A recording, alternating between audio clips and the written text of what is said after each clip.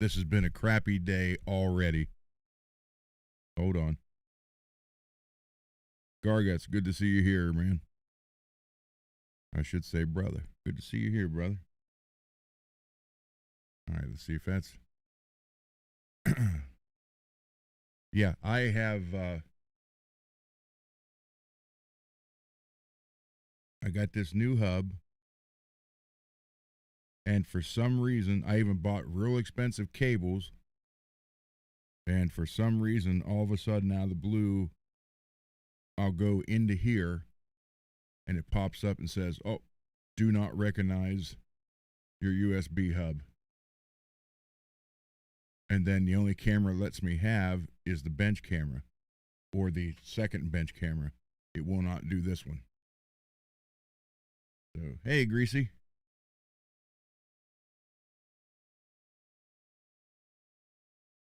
There you go. The Blue Angels and the Thunderbirds. Damn. It's thunderstorming. It literally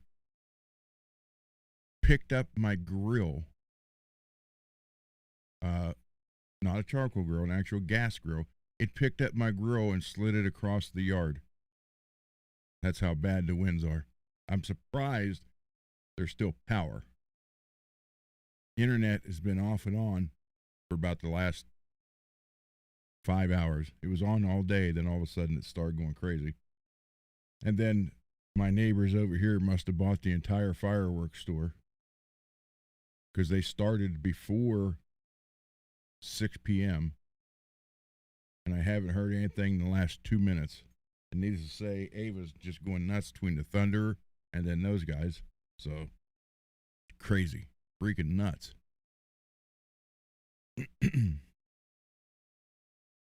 So I am, and I'm using this right away because I didn't know how long I was going to be here. Plus, or if I can get on. Plus, I couldn't find this till just 3 minutes ago either. Like, this whole day has been crazy. Hey, Peggy. Peggy, I have your fret polishers boxed up. I need to tape them up, put the address on it, and I'll get those out to you.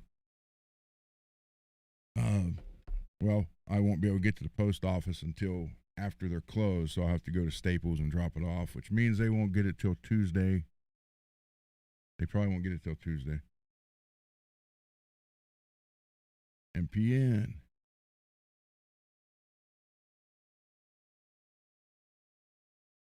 Yeah, I think my neighbors finally stopped. So thank God. So you got the two-tone goldish blue greenish ones, or goldish dark gold. I don't know what colors they are. But that wasn't two different filaments. That was just a twisted filament with the two colors. And as it prints, you get what you get. Kind of a. It works good for some projects.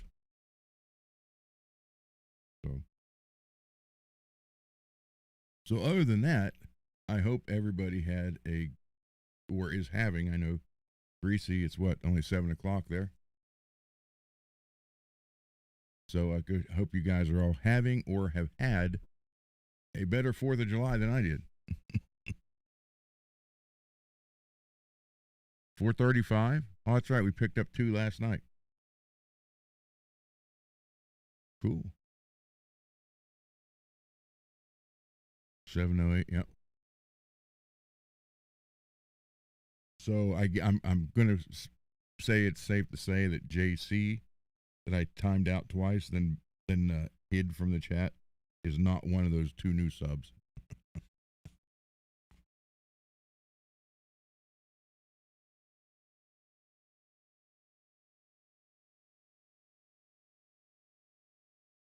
Yeah, who knows? So as you can see, Ava is laying right in front of the warrior.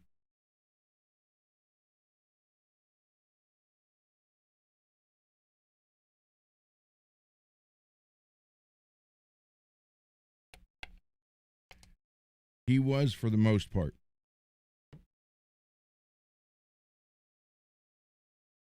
But he said a few things that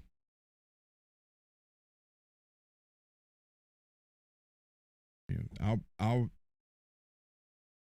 it, I don't know if it's a ban. I don't even know how to. I'll have to look. I don't. It's he's not. I didn't ban him. I'll have to figure out what for that part of it. I'm still very new to all this. So yes. Now, Peggy, as you and Dave are moderators, and so is Billy Ray,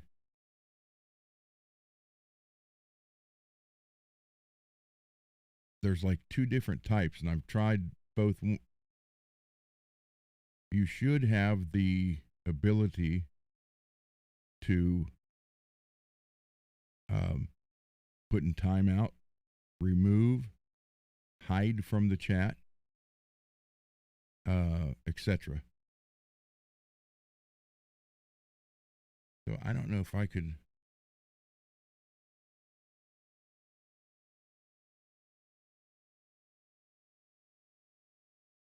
Yeah, I'm not sure. There's a way to manage all that on, I guess, on my end, but I just don't know what it is.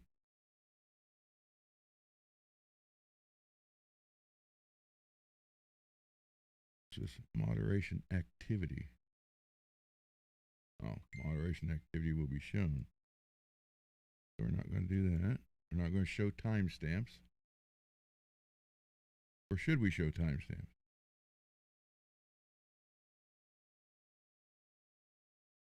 You guys like the timestamps? So if we have a guessing game, we could tell who.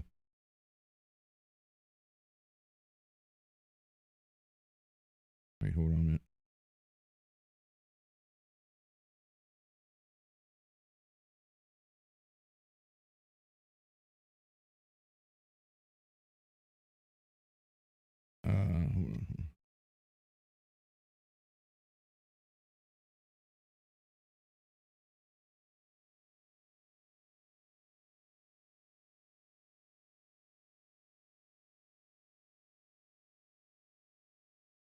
Hold on. Hey, Derek.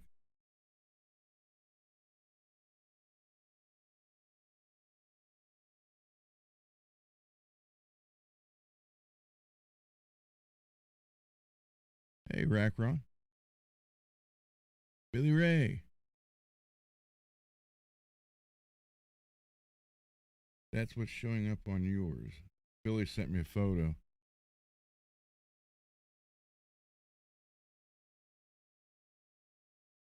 Hey, there was a guy in here, Jay something. I don't even remember what it was.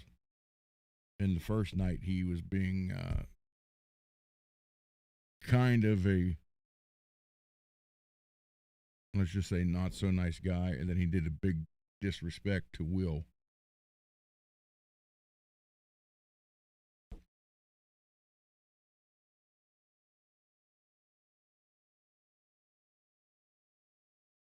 I'm trying to fix all this. Everything is, I'm telling you, it's crazy.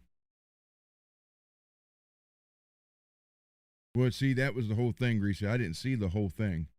Or that was, I, I just saw the parts about Will.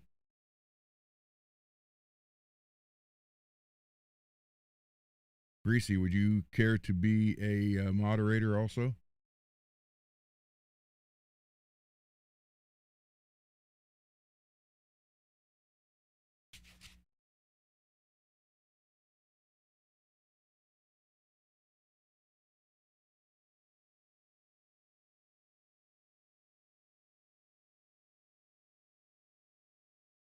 Okay. Because I don't, and sadly, I don't catch everything now that the channel's actually getting bigger and there's more people around. Add as a mod.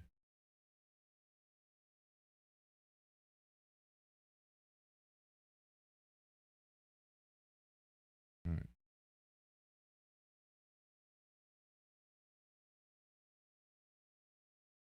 Okay, you are. You might have to come out and come back in, and you should be in blue.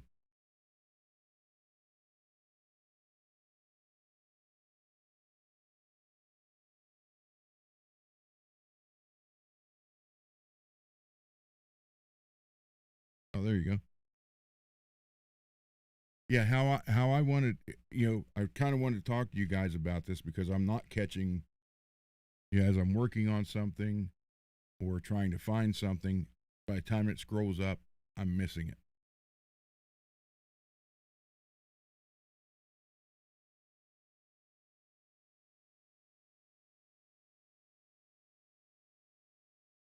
Billy, we, we're we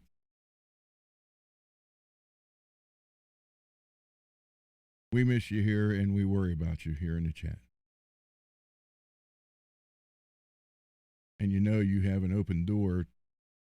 Come on the screen anytime you want to. Oh, I forgot to put this up. You just let me know when you're ready, and you will be here.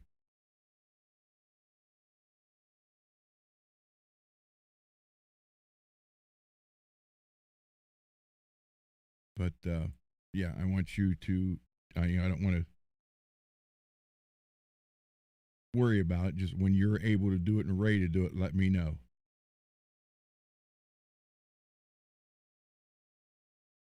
And just like mad, where we worried about you.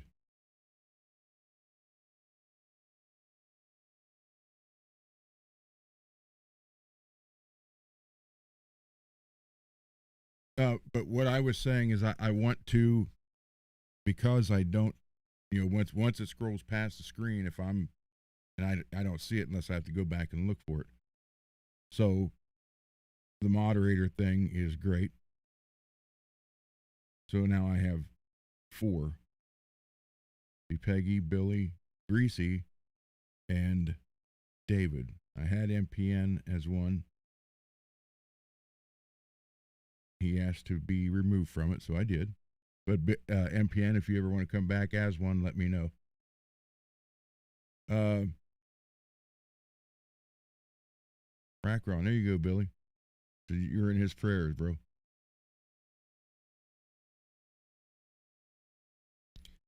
So we need to come up with. I have to rely on you guys, the moderators, for this. Do we? How do you want to handle? Um, well, just like the issue we had the other day with JC. Do we? Yes, and I hope that's what I'm striving for, Peggy. I hope that's the whole thing, is for everyone here to have a good time and to learn, um, and teach for that matter. So, but when someone gets it, and we've been very fortunate though, seriously, because I haven't, unlike the other guy who, hold on, why is everything stuck? Unlike the other show I was on, he handled everything. He handled everything during the show while the show was going on. And so I never knew 80% of who got timed out or kicked out or whatever.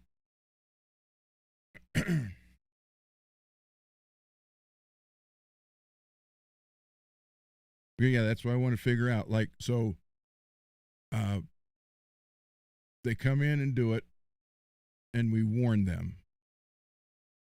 Now, I know I try to be fair, but here's my thing. If you warn them that first time and they don't see it, and 5 minutes later they do it again, is that it? Timeout? Or do we warn them one more time? I never, I'll tell you how stupid I am with this stuff. When you guys would post, let me shut that date time off. That's starting to bother me. The timestamp. When you guys it would say like, it would highlight a question to me. It would be like at Ron Gunner. I don't even know how to do that.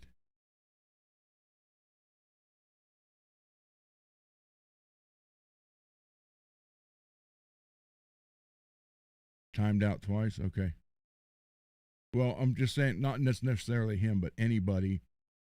Let's just do it that way. Warn them. If you want to give them a couple minutes to see if they noticed it, and warn them again like 2 or 3 minutes later, and then time them out.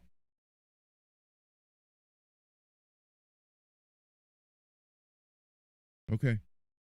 That's how we'll do it then. You guys are the mods, so you do it how you want to do it.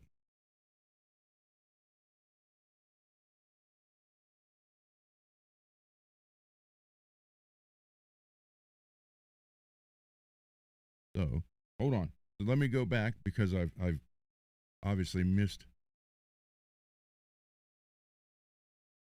everybody who was here from the beginning.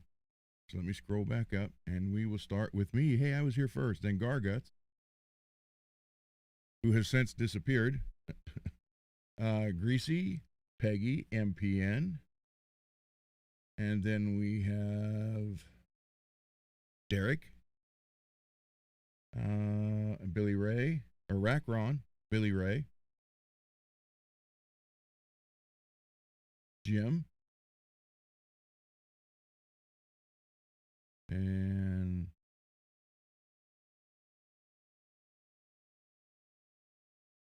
I think that's it so far. Okay, cool. But there's more people watching than it's in the chat, so that's always a good thing.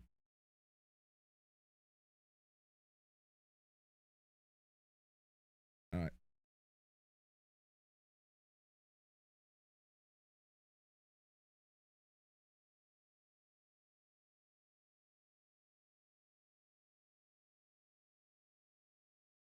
We we need to we need to figure out how we want to do it and then stick to it. I mean, I figure that must be the best way.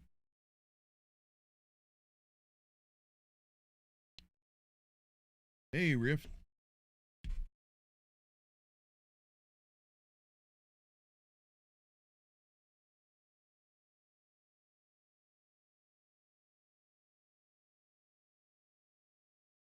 Yep, good idea, Peggy.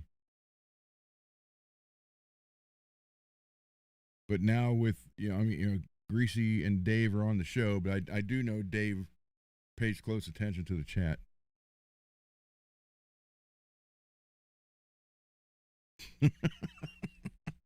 Send them deliver more.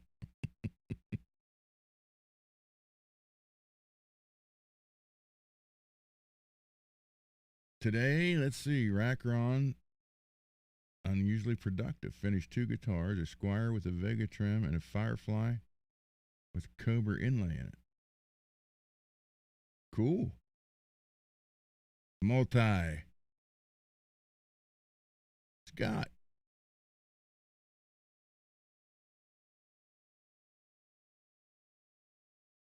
Scott is just in from a party.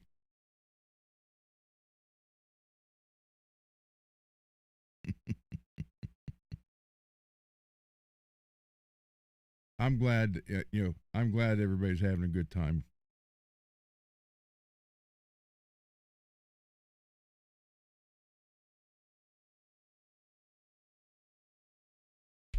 Ow. Yeah, apparently they're done with their fireworks because nothing's gone off now for 20 some minutes.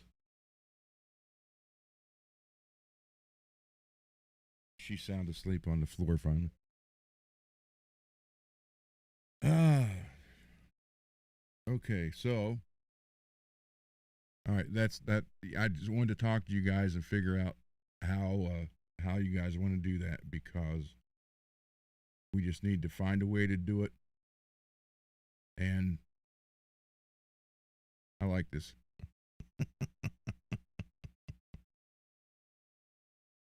Find a way to do it and stick to it.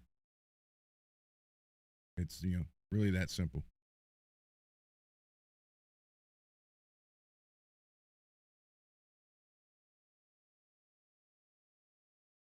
Thank you, Ragron.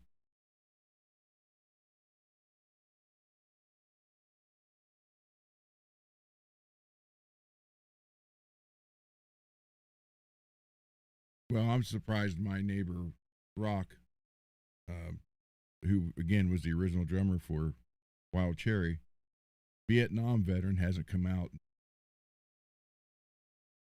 politely talk to the neighbor on the other side of us. Although he might calm down now, he's 72 or 73.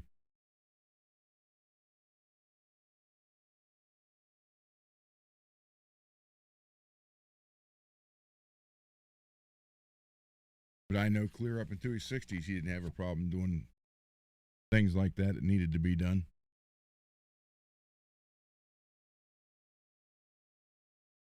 I asked him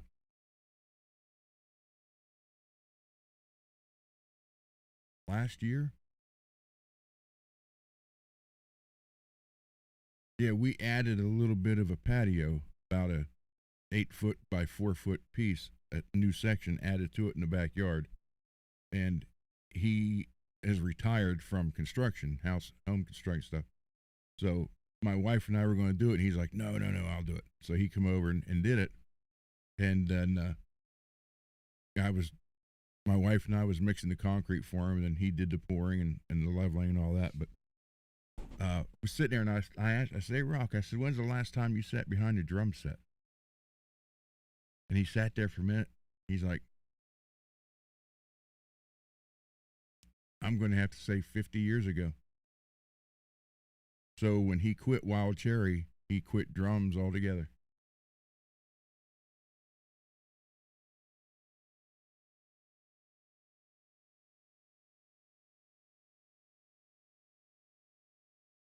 So it kind of, because I thought he did something else after that, and he said he didn't.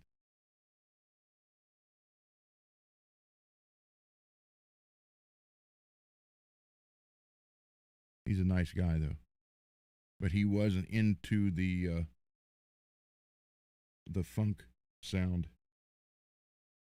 That's when he said when we started going more disco. He's like, that was it. I told him no. That's not what we started out to be. And they ended up doing the disco thing and getting good at it. All the ones that are still alive still live around here. Matter of fact, the singer was a DJ around here for years.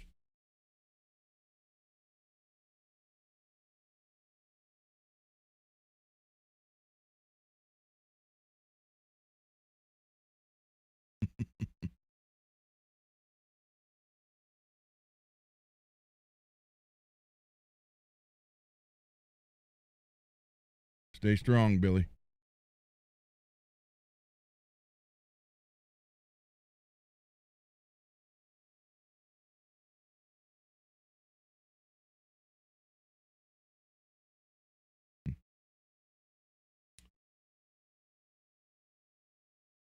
Okay, so we got that figured out. So now you guys, or we know how to handle someone. And if something happens and you guys are having an issue, um, text me because usually, well, I didn't do it right now, but usually I shut this on silent, and then that way it'll flash when you guys message me. I see that.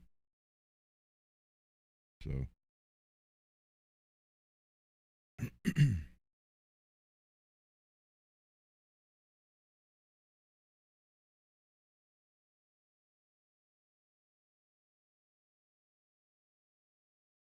yeah, I saw a video the other day on hollow flashing, and Billy just saw it tonight. Sent me the link to it. Same one. I need to find this iron. Hold on, I'll show you.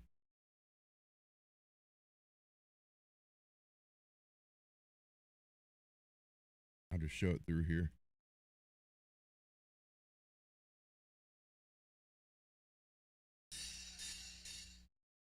Come on now. Hold on. I need to find the iron this guy's using. Come on, dang it, stop.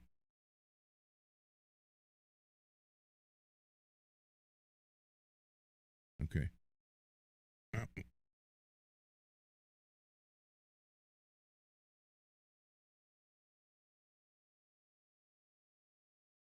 That's how fast it's going, so I can't slow it down.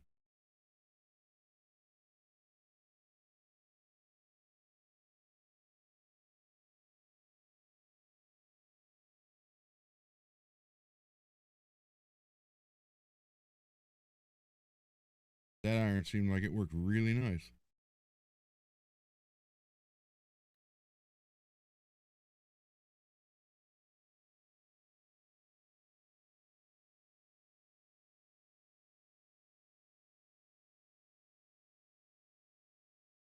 Hey, Lewis.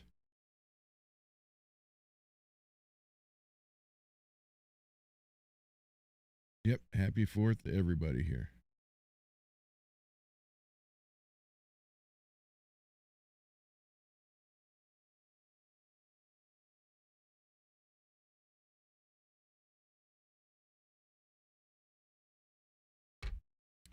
Oh man. Yeah, I don't know how long it's going to last cuz we are getting severe thunderstorms. And the internet went out off and on a few times.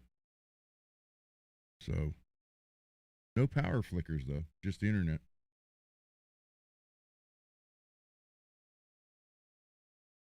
And I got to say this, happy 4th to everybody, but I'm humbled the fact that it's a holiday and you guys are here with me. So, thank you. This is has quickly turned into um, more than I ever imagined it would be, and that's the truth. I just thought I be a real teeny channel and get maybe 20, 30 views here and there, but I was just going to keep it going, no matter what, just because I just want to help people. But it's grown into, I mean, we got almost half in basically 3 months subscribers as Birdman took 5 years to get to 500.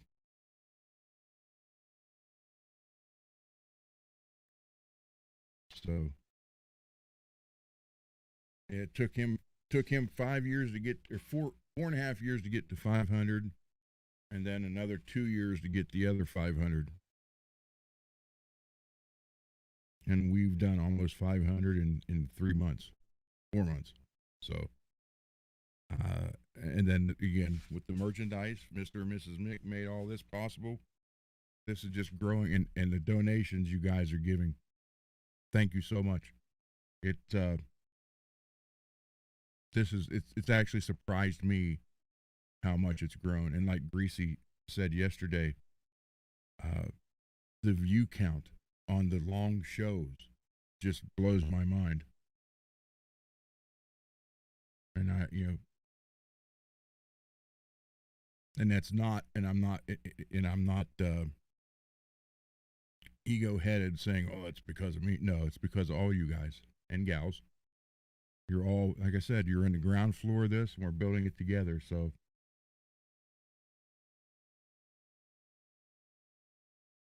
thank you.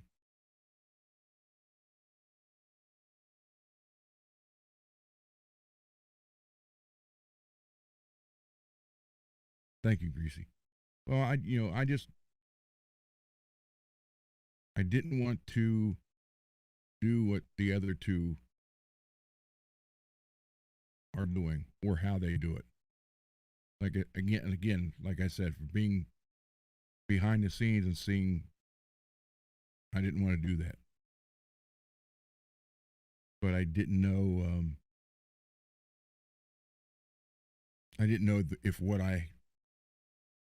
the way I'm doing it would work either, and it looks like it is. So, and it's just, I said to you guys from day one, I want you to be part of this, not just here.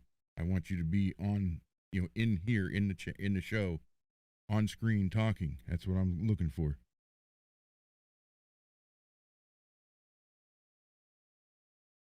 Definitely wearing a cap, shirt, Tuesday. There you go, Rackron.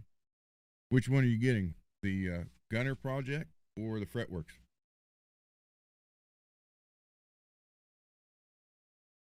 Thank you, Peggy.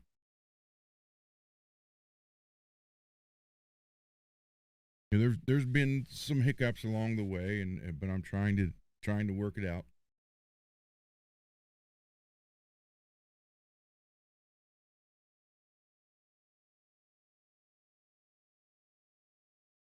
Because as far as the show goes and the equipment for the show,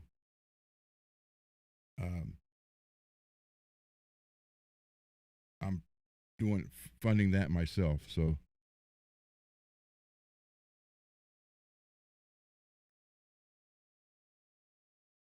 but yeah, I mean,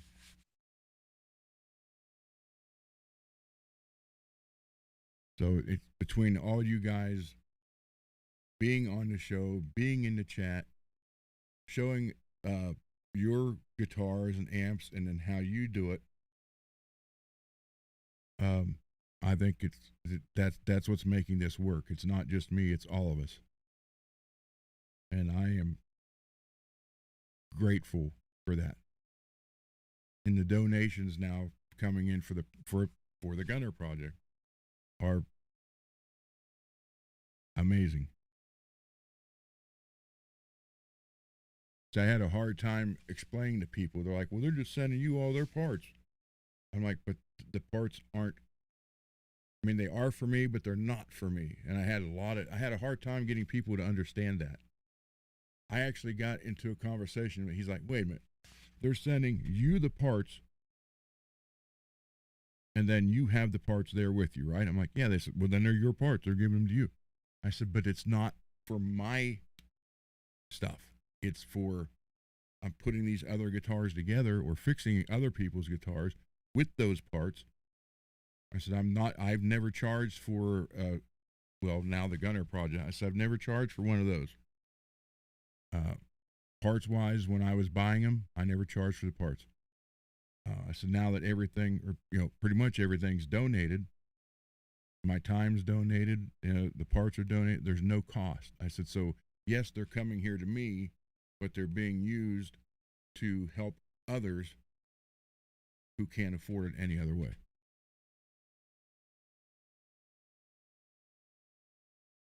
Yeah. Yep. Scott set the bar pretty high on that one.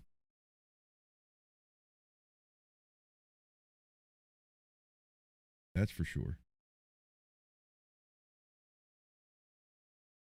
But yeah, I mean, if someone here in the chat or on the show uh, needs something like Mad needed 43 regular nut, and he couldn't find one. I said, I got a whole drawer of them. I'll send you one. So stuff like that, I send it to people. So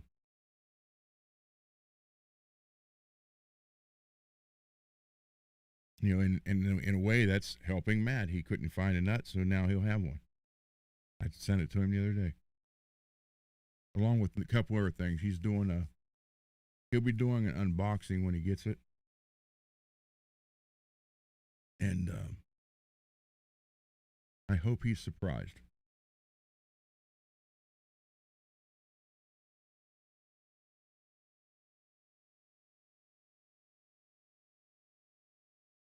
MPN, thank you.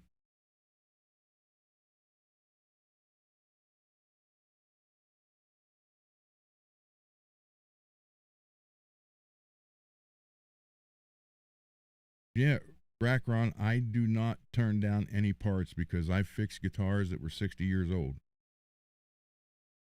So I never when the what I have is I have a bunch of guitar teachers and one guy who's a teacher, music director at a hospital, high school, and they know um, that I'll do this. So if they have someone who either has an old guitar or they bought one off a new one from Amazon for $70 and they can't get it to play right, stuff like that. So I don't sit there and say, oh well, I only want this, this, and this. I take anything because I never know what's going to come across the bench to fix. So I never know what I'm going to need. So I don't sit there and say that.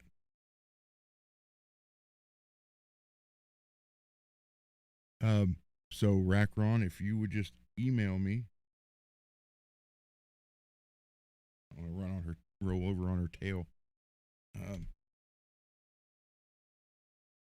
Just email me here.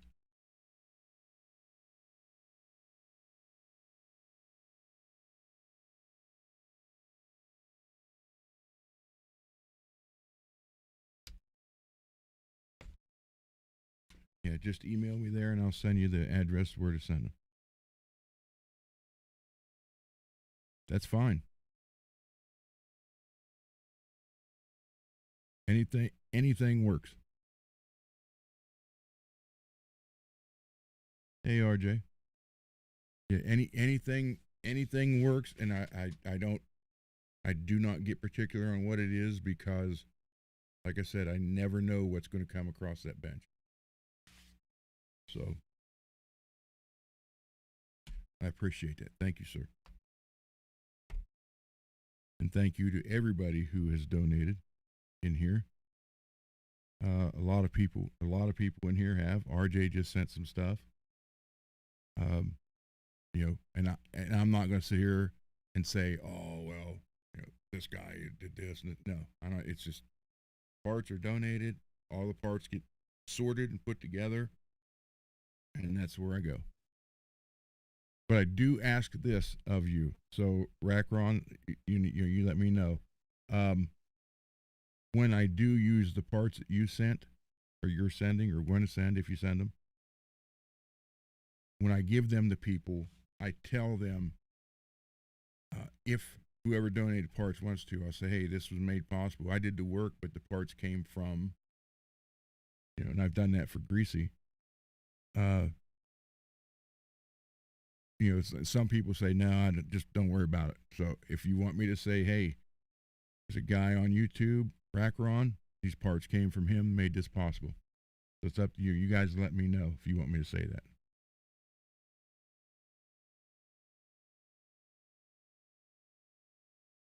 There's a lot of necks there. So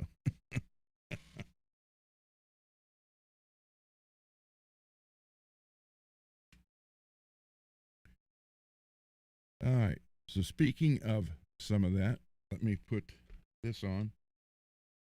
And we'll go to the bench for a minute. And you guys help me figure out which one to do next.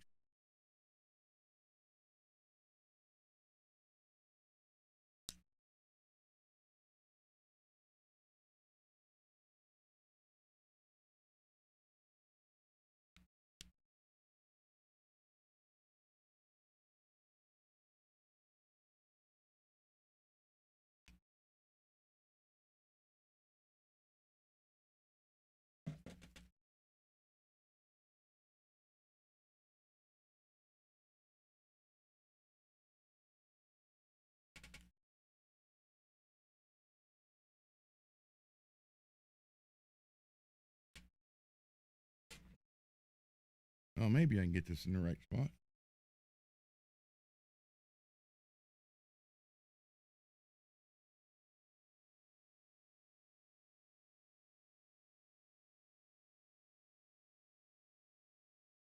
Got it, Rackron. I'll send it back to you. Yeah, it flashed. That's why I said you guys need to get hold of me. It flashed right away. All right, let me switch to that. Shut that off. There we go. So thank you, Rackron. Seriously. All right, let me switch over to the desk cam, and we're going to look at a few bodies and stuff to do.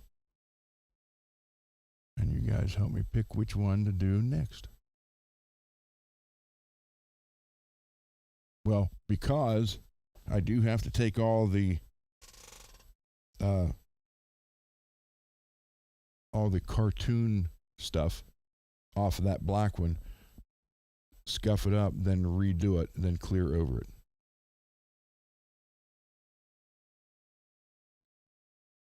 Thank you, Rackron. So I have to do that, then clear over it, and it's done. The Yngwie guitar, I call it that, but the Yngwie style or looking guitar is ready.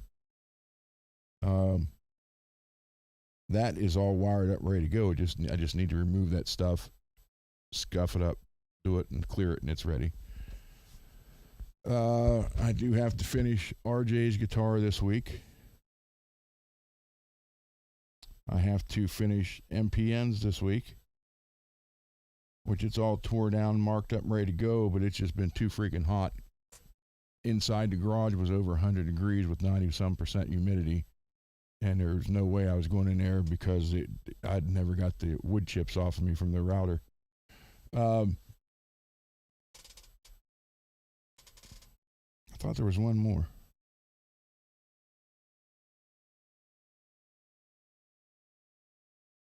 Maybe not. All right, let me switch cameras.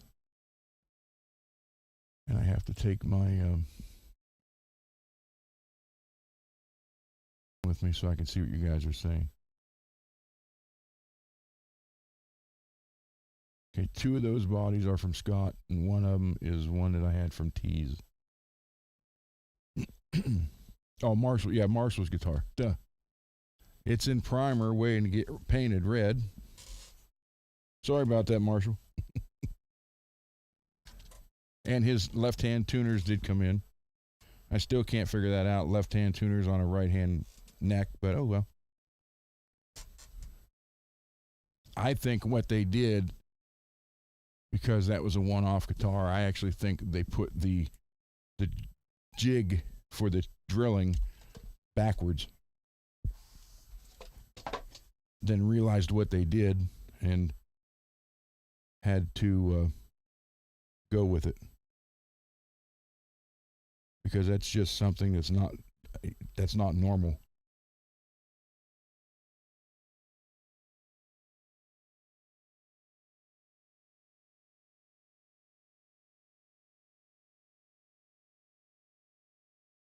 Okay, hold on here. Let me.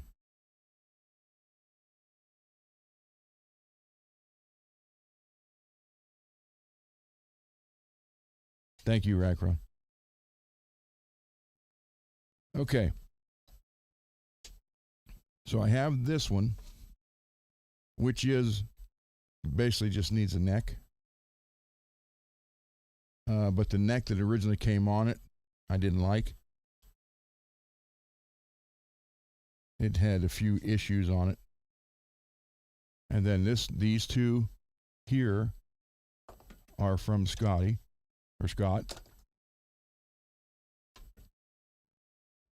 So this one,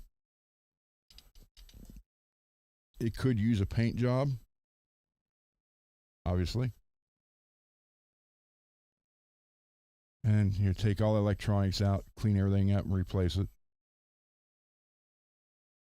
But this is a good candidate for a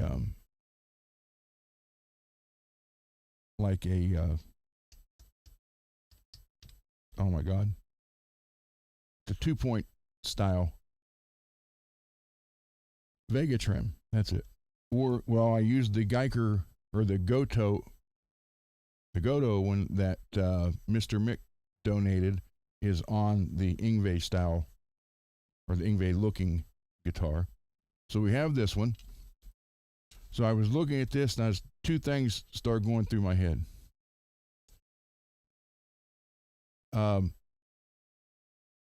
Either leave it like this and take advantage of this stuff just like I did on Garguts' guitar, and have this black with the red blood.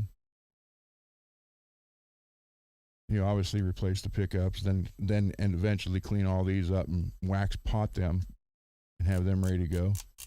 Switch is kind of tight, so it would need a complete rebuild, but as far as the paint goes, I can either paint it or leave it and just make it red.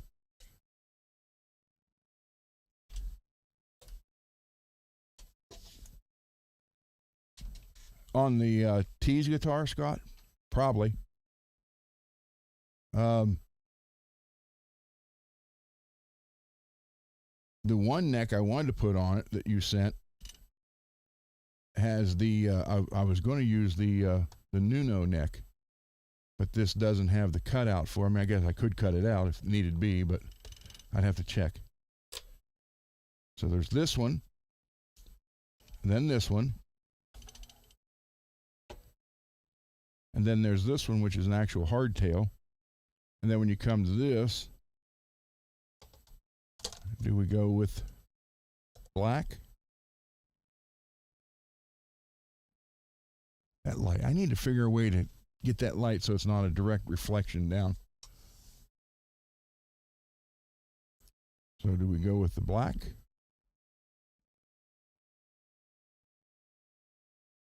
Or the white? And there's another one this color that Scotty sent. It's a Squire that I haven't plugged it in to check it, but it looks like it just basically needs a neck too. But it's the same color and it's white, so I was thinking going with the black.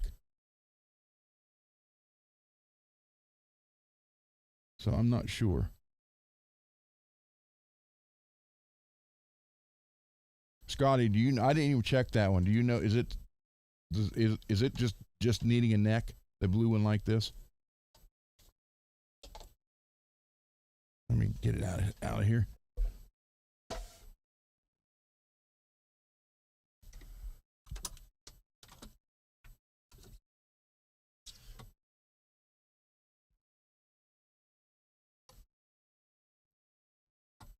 Or we got this black one, which this one is an Ibanez, I'm pretty sure. But here's what I'm talking about with this one being blue and white. When there's this one.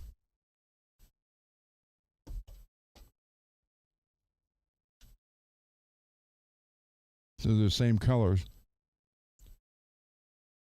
Both hardtails.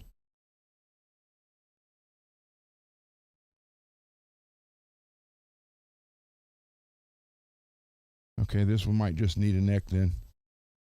I'll go through and clean everything in it. Put a pure...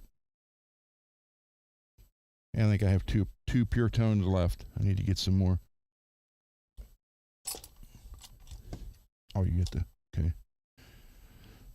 So, excuse me, that's why I was saying one white and one black.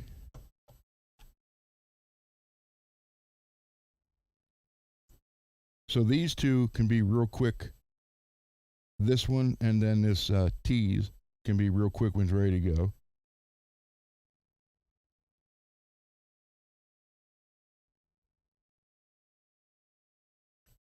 And then this one, basically a neck, a setup plate, and wire it up. But what I wanted, I'm not going to do it tonight because I'm not going to do 4 or 5 hours tonight. The day I've had, there's no way I can do that. Hold on, let me get that away far. But what I want to do is go over this with 3,000 to 5,000 grit and see if I can save it. It won't be perfect, but see if I can save it from maybe needing a paint job. I mean, yeah, it's got a couple chips in it, but we get a lot of this stuff out and see if we can bring it back to life a lot better.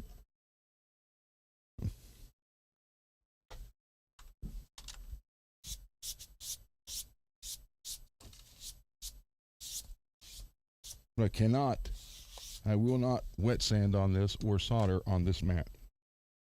So So again, so we have a white and blue, a black and blue, the silver and black.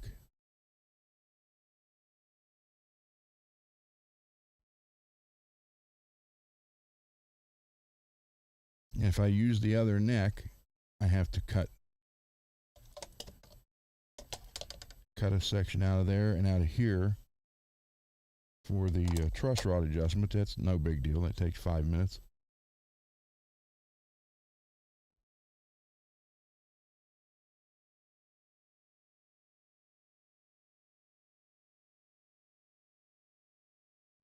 Let me see.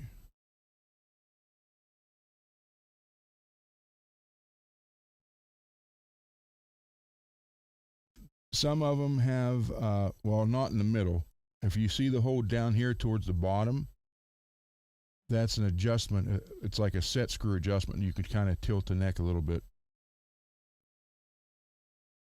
This big hole in the middle, I never did figure that out. I think that might be a way they, when they paint them, how they mount it, paint it. I'm not sure. Because you can see it's not, though this one's painted. This one's not, but it's painted on the other side. Because it wouldn't do no good to have that as an adjustment hole for the neck tilt there. It has to be in the bottom. So we got blue and white, blue and black, silver and black. Then we got this one. Let me take this out of here. Let me take this stuff out of here for a minute.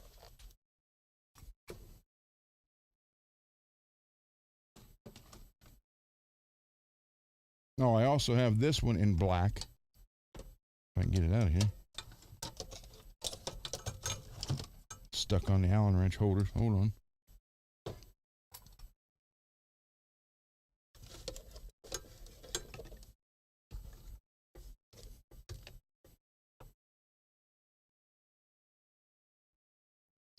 But this one is with a humbucker in the back.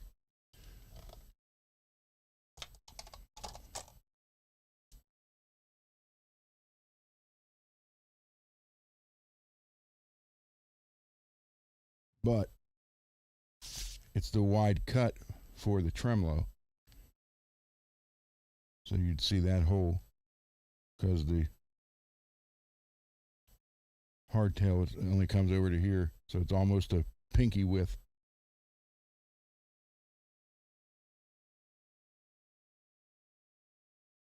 So I don't know. We'll figure something out. Let me get these out of the way here for a minute. And I also have that Schecter one to put together.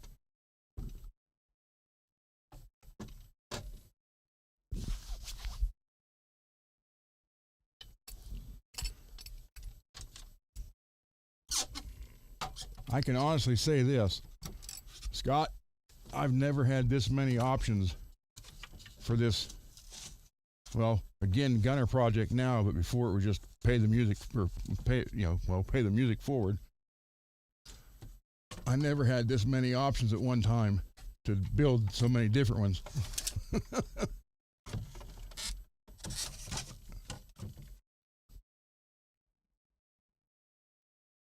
Okay, so we got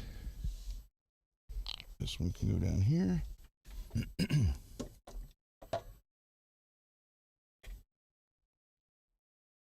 then there's this one.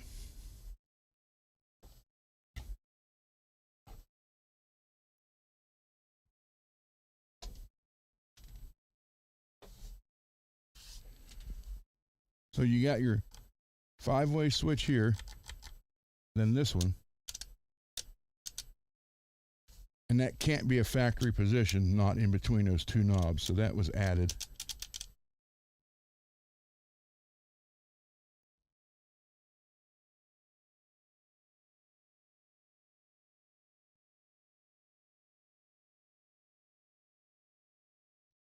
So let's take the back off this for a minute. Yeah, this is an Ibanez.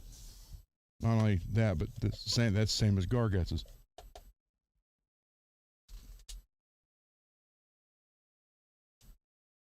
So So let's take a look at this and see what we got.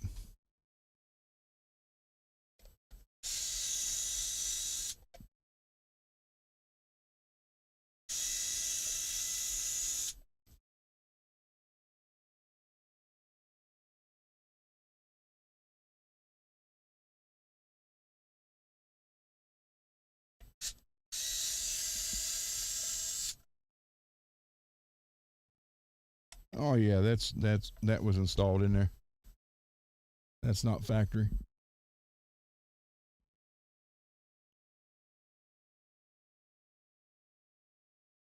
Got cut wire here. 3 cut wires here. So I'm trying to figure out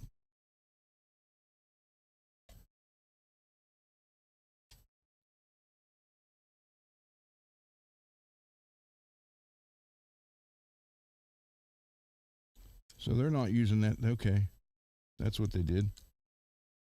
They apparently didn't want the 5-way switch. They just wanted it there. So this isn't hooked up to anything. It's all right here. 3-way.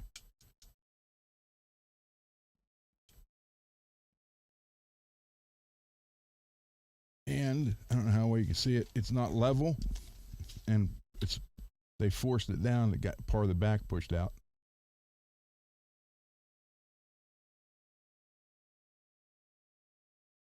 So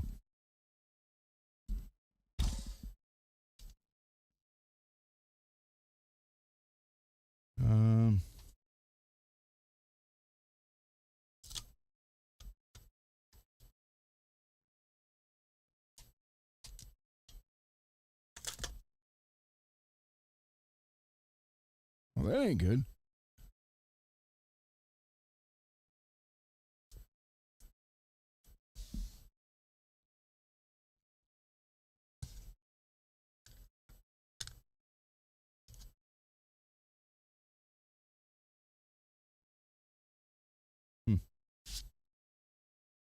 If you can.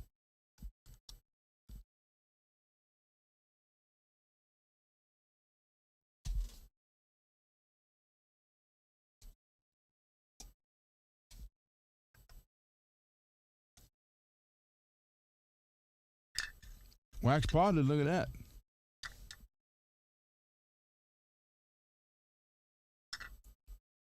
I'm glad I pulled that off there. Okay, so when I do the wax potting here, there's a difference between wax dip and wax potting. And a lot of the cheaper companies will just dip it. That way they can legally claim is the pickup is waxed. Okay? And literally all it is they just dip, it gets covered up, and they pull it out. It's not in the wax for 2 seconds.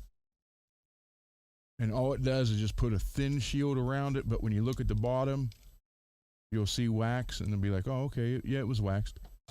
When you wax pot it, you leave it in there for 10 to 15 minutes, and this is what it does.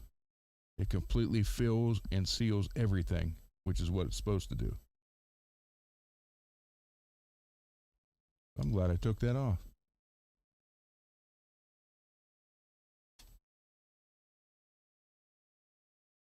All scratched up. Must have said EMG because they scratched it off right there.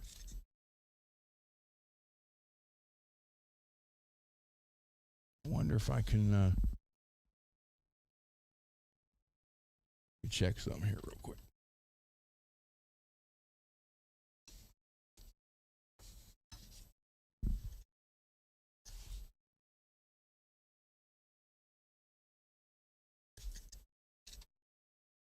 I can smooth that down just enough to see what was under it.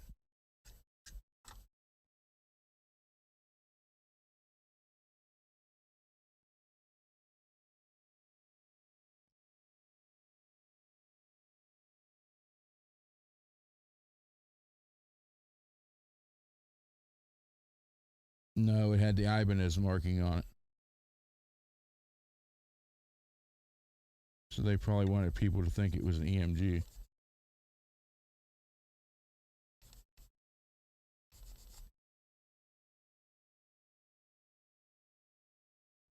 I think I have, or do I?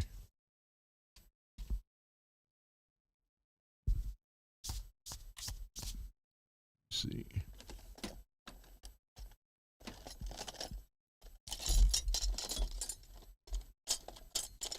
Well, if I can get this out.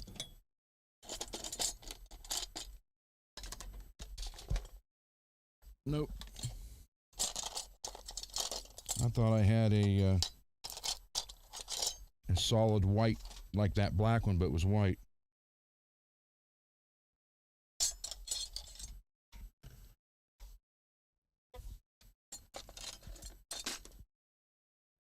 Wonder what I did with it.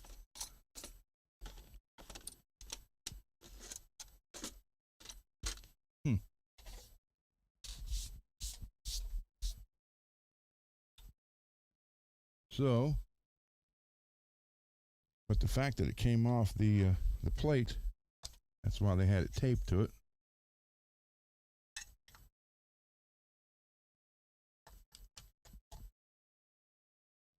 Okay.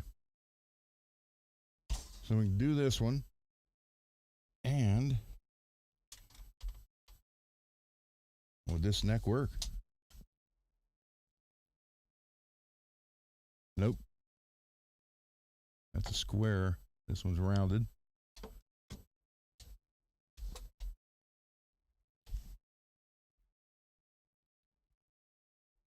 Let's see. I'm trying to get a lot of these. I want to get these necks in a different position so I can get to them a lot easier than I am. Because right now I got them just all stacked here. That one around. Oh, wait, we may have one right here. That one's rounded. Or no, this one's rounded. That's it. We need the square one. That won't work.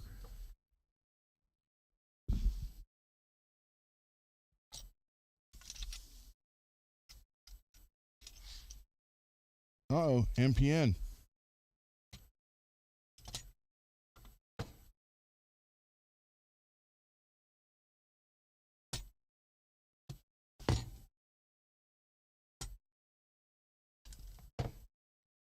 That one might work.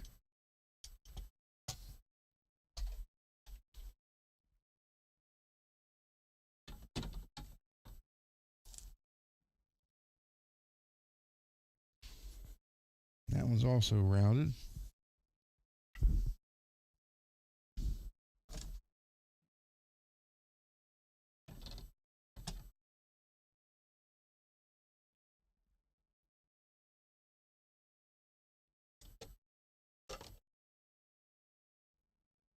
This one's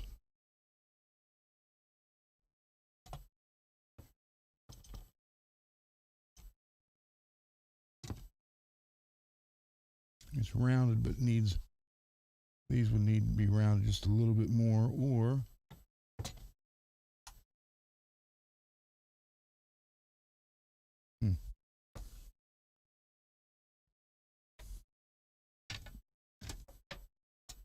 so far that's the one's the closest. This one's one donated from MPN.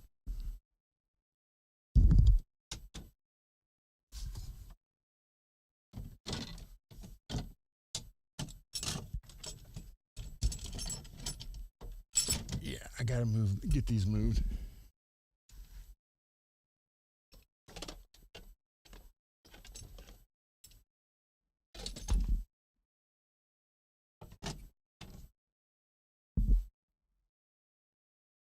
Oh, this one.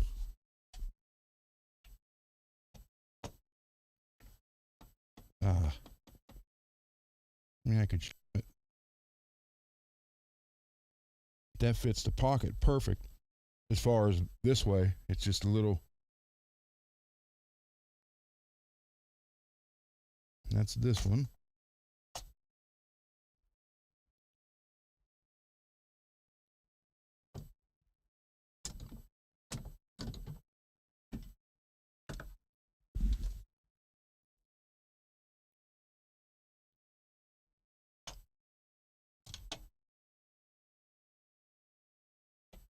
No, that was too wide.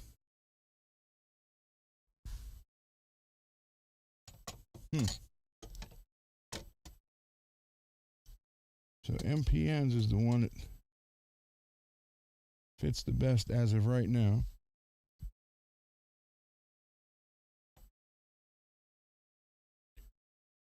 Me not being an Ibanez guy, MPN, is this against the rules to put this neck on this style guitar?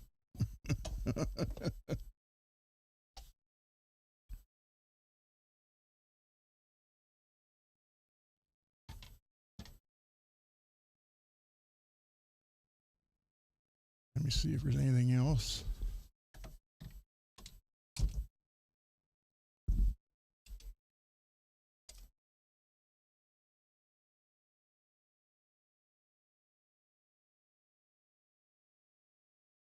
Yeah, this one.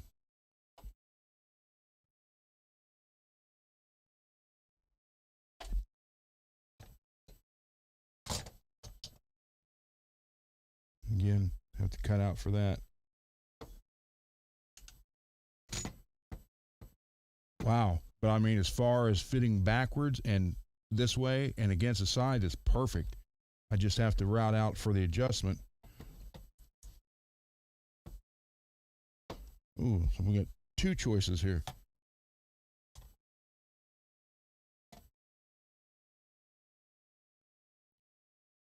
A wash Benez or an eye burn.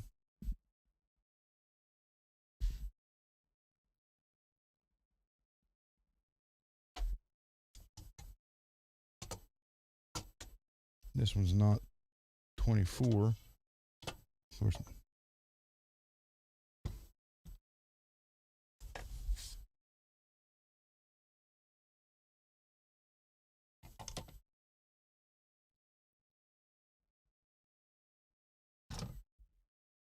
Yeah, the rest are more Jackson.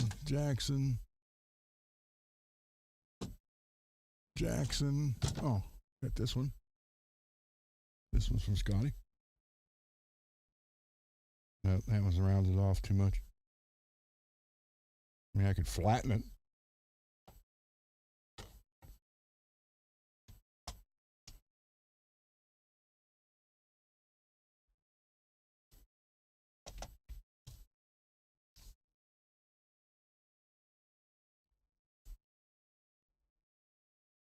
Yeah, let me turn this fan.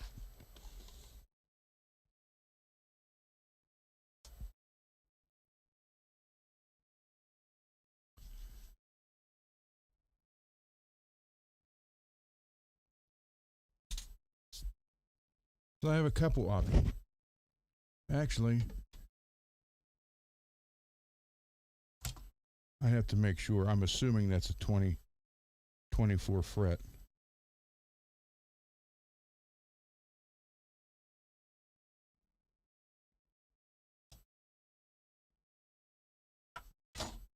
Yeah, that was too. I could. All right.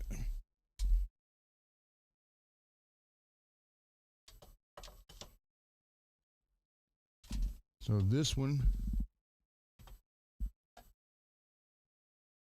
Dang it.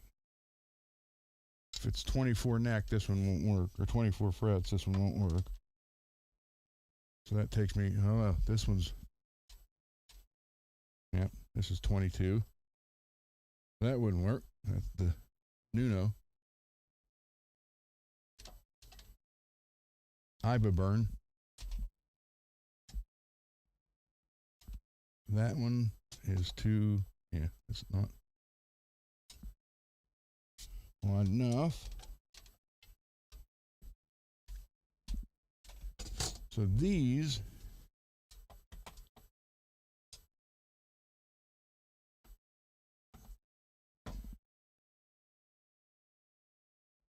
that's how much it's moving. About 1/8 of an inch. So the EX one, the only way, I mean, I could use it, I'd have to shim in here and on this side equal amounts.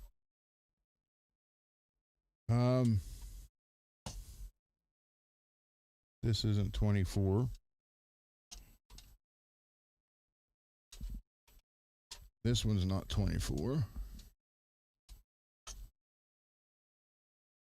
So that leaves me with just these two. And what I'd have to do is flatten this. Then you have to watch. Well, that's about a 1/16 of an inch. So I'd have to flatten it, but then I'd have to watch how much you take off so you don't bring it back too far. Then I'd have to shim back here to put it back in place, which, I mean, it's all possible. And that would be an Ibanez neck. And then this one.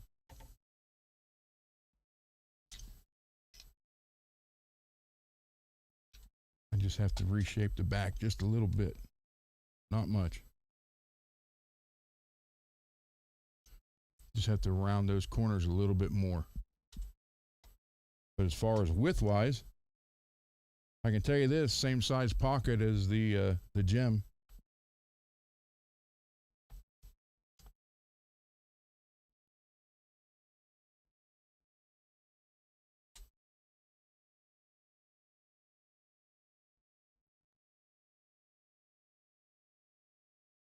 Plus the last 4 frets are scalloped.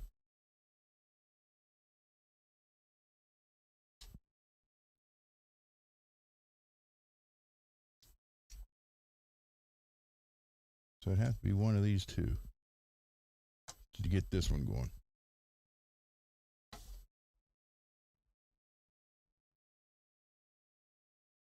So you see there's lots of options.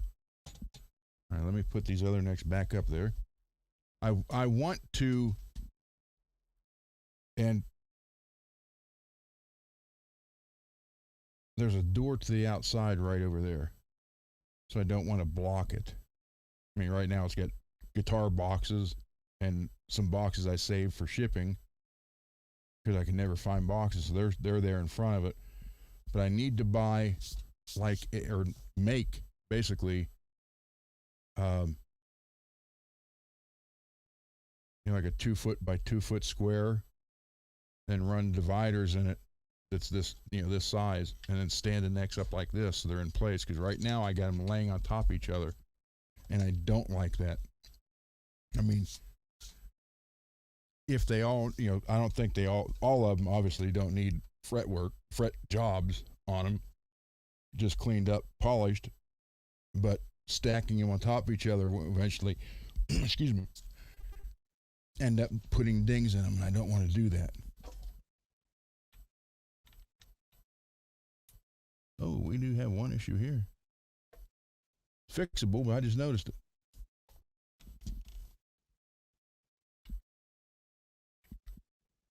Let's take that out.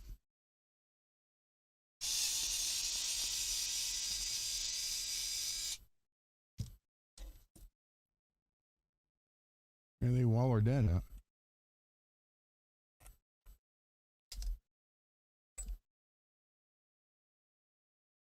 That's fixable. I could throw some just black tape around it and put the screw back here.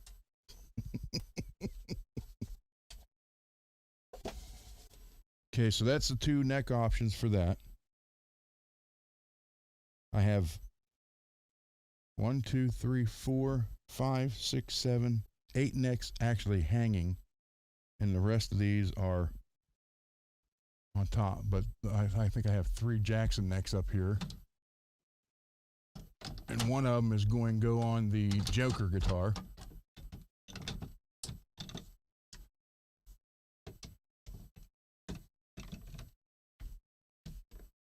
So, all right, let me put the rest of these up here. Here is a roasted maple tease, but it's not for Floyd, so it won't work on that other tease body.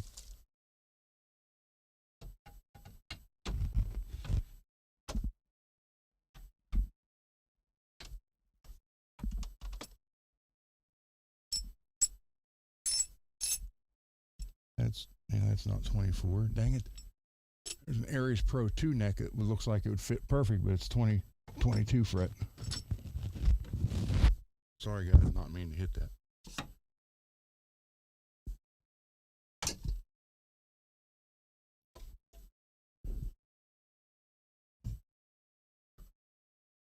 yeah, this area over here where I do the work in here was never designed for this many necks and bodies. Which it's a good problem to have.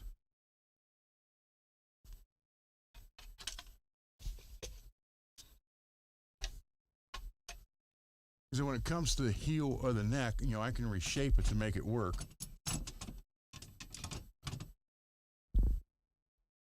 But what a lot of people don't realize when they do that is they don't watch for the intonation, you know, the scales. They don't do the math. They just, oh, that'll fit if I shave this off. Then they shave it off and put it in there, and, you know, it won't intonate, but it's close enough.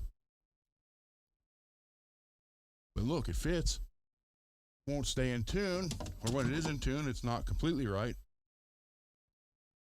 Still got a buzz, but hey, that's okay.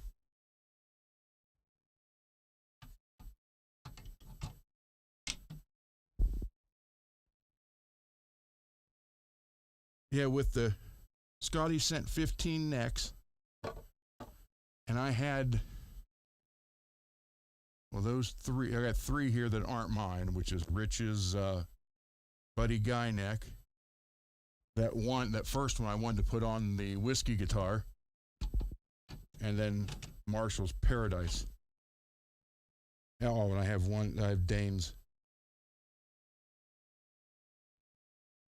So 4 of them weren't mine, but I still had like 7 or 8 necks myself. So we're like 20 some necks now, which is great. So we're going to have to end up with one of these two.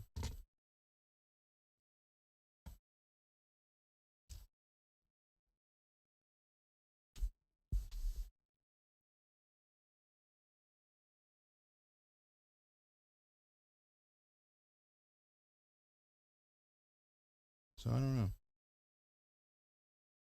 Anyhow, we got a lot of content for the show. Thank you. Thank you to everybody donating to make all this possible. And it's not just content for the show. It's, you know, guitars getting fixed that will, and, you know, I wish I had somebody every week from one of the schools or stores, but Peggy, I got your name on it. This is the size of the box. It's all packed up. I just got to get your address. I mean, I have it. I just got to print it out, put it on there. Yeah, so that'll work. And then I still have these two. I kind of want to put these in something. And I'm thinking, where'd that go now? Right here. So I have that, which has the cutout for the neck, but these 2 P90s. These all still have the coverage. Oh, I'll have to shave that open a little bit. They don't fit in there.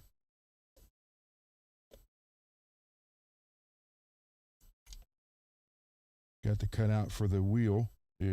I want to make a Strat with 2 P90s and see how that sounds. And then it's just going to have a 3-way toggle switch.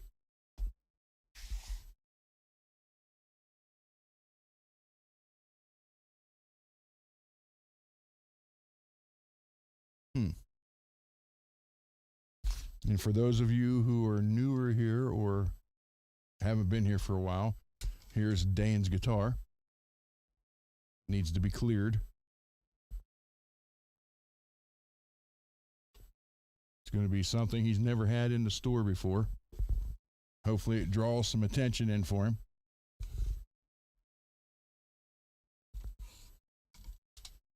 I have to do the neck. I got the neck fixed. It had that big crack in it. And the head, I mean, it wasn't all the way through. It was just on the top. And I was going to do it with the yellow. The crack actually went across here. It was like just in the top, the top cap of that. And I got that all fixed. So I was originally going to do the guitar in yellow, and I thought, nope. So it's going to be, oh, here's a question for you guys. So the guitar is green at the bottom, purple at the top. So should I do purple then green? Or should I keep it purple at the top, green at the bottom? Yeah, let me put this back out here for a minute.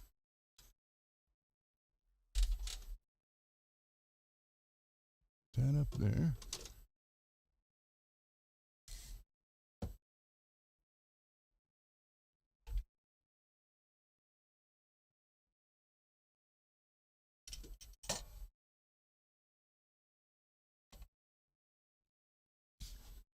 Let me put this over here.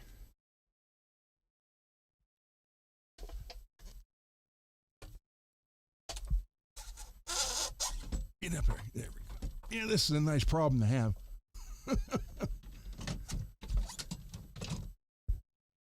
Okay.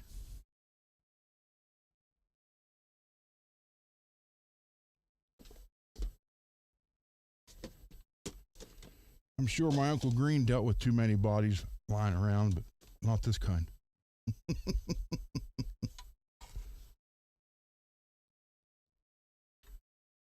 Trying to keep this one clean and lasting because I only have one left.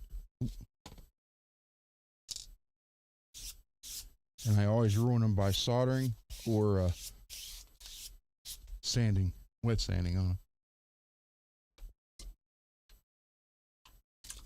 All right. So what I'm saying is, should it be this color half and then up here the green? So it'd be green, bluish purple, green, or do it just like that. This color up here halfway, then the green at the bottom.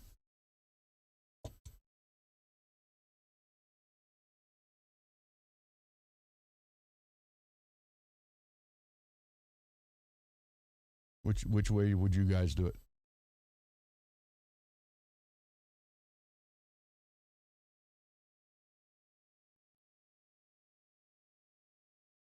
Yeah, I know that's what mats are for, but I want to keep one of these nice so it looks presentable.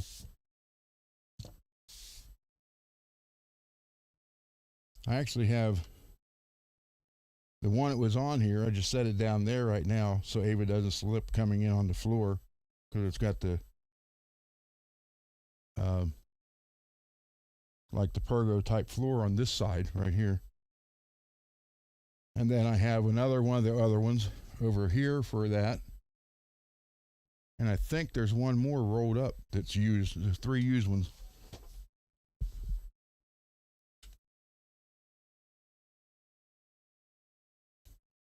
All right.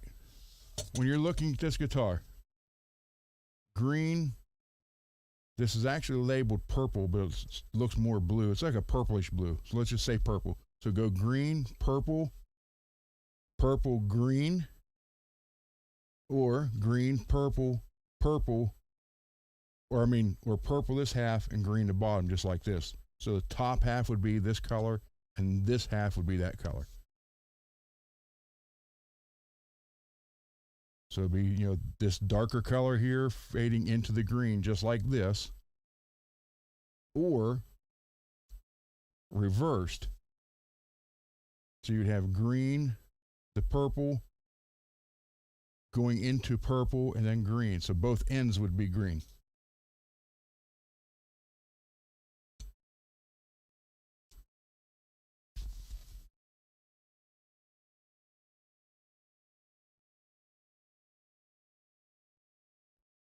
Blue first, green top.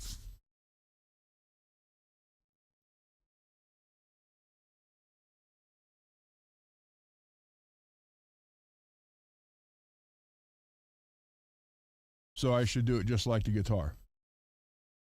Oh, okay, wait a minute. Okay, both ends green, purple in the middle. Okay.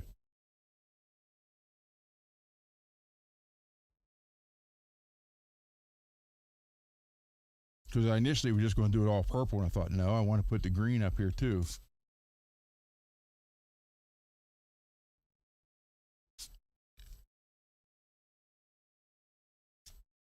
Okay.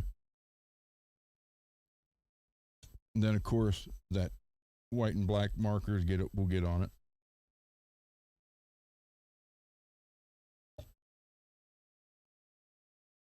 Okay.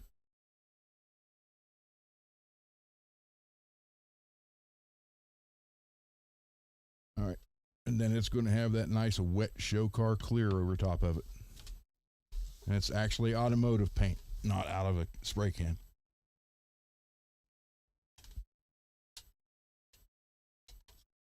Because it's durable.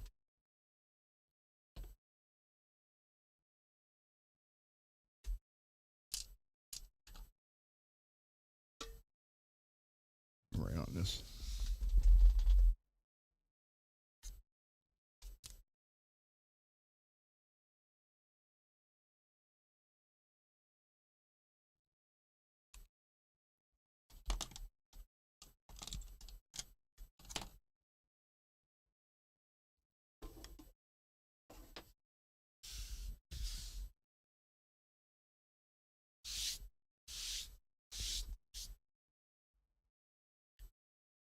Okay. So I'll do the same thing. It'll be all the black down here, black all the way around and around these, then a little bit of white at the top. And then that corner coming out like the rest. You know, it'll come out there and right there, a little bit right there. I think that'd be pretty cool. I just hope Dane's happy with it. I know Billy wants to buy it as soon as it gets there. Oh, look, I still have one of Marshall's frets here. I should probably keep one as a memento. I'll show you this.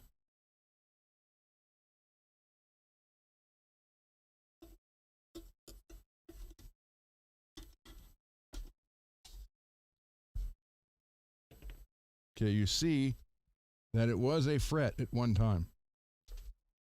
Now look. Look like a slide. And almost all of them were like that or worse. Look how wore down that is. That's a lot of hours playing. I'm going to put that right there. That's a lot of hours playing.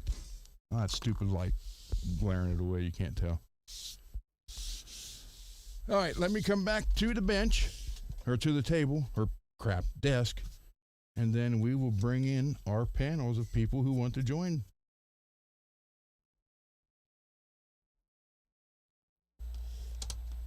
Hi, Avies.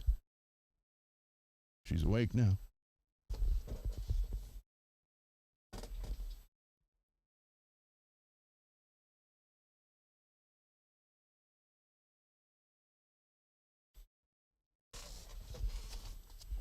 Yes, he did. Let me take this off now.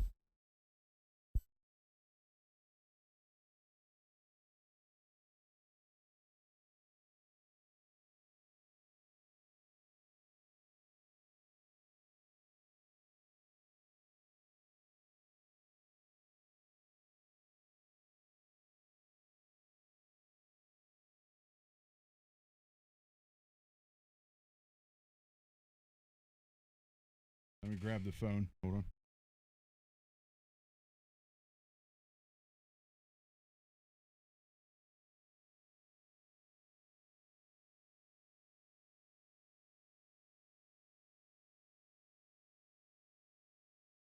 Plus, I have more. I got to do some more wax potting also pretty soon.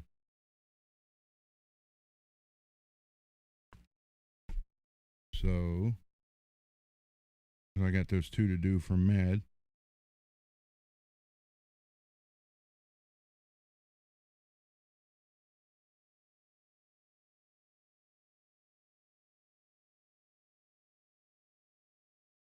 Wait, hold on, let me get out of this. Wait, let me answer. Cracker on.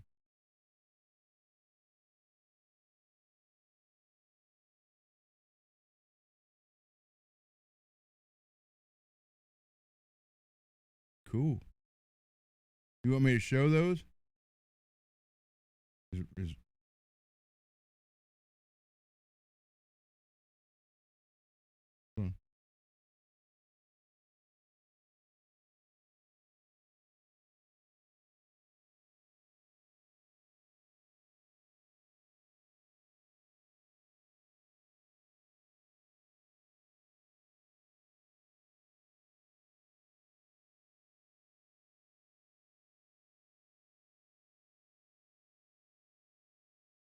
Rackron still here?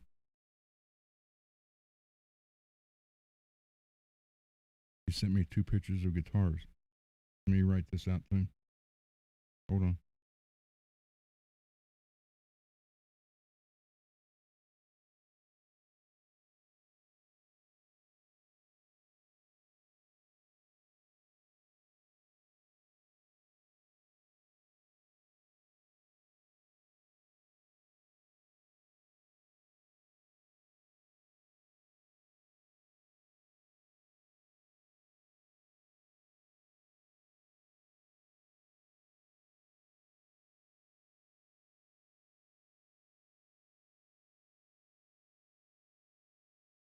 Okay. Oh, he went to bed? Well, he sent me a email with 2 guitar photos. So I assume he would want me to show those.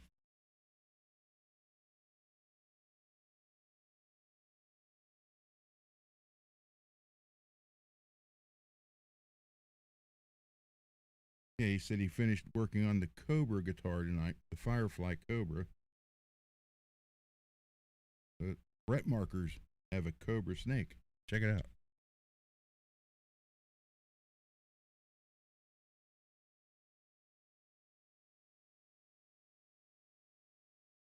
That's pretty cool. And then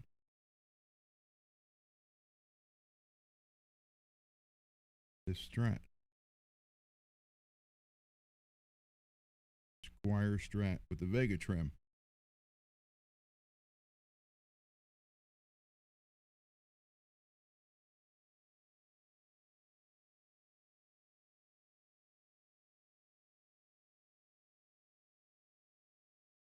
So cool. Very cool. I love seeing the work you guys do.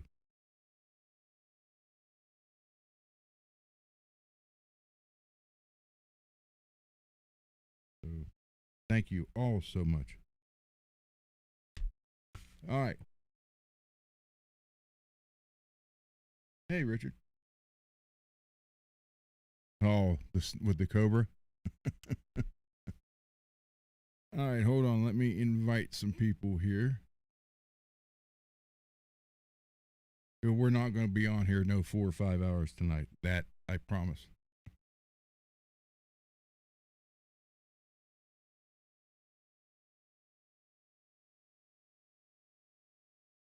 Come on. Email is or internet's slow, so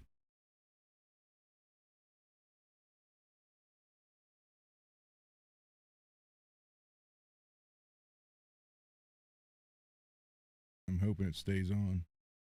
Last time it went down, we had a big storm. We didn't lose power, but we lost the internet completely. And what had happened is a tree fell over and took out the lines that had the internet. Or whatever it was that had the internet. So Xfinity had to work on that for God knows how long. MPN, you went on?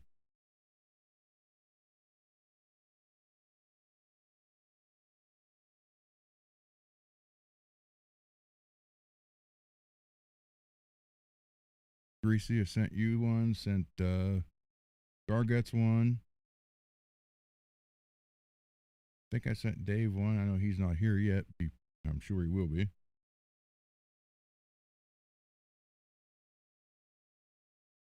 MPN, don't want on? Okay.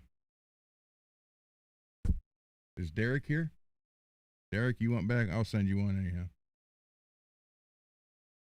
If you want on, come on in.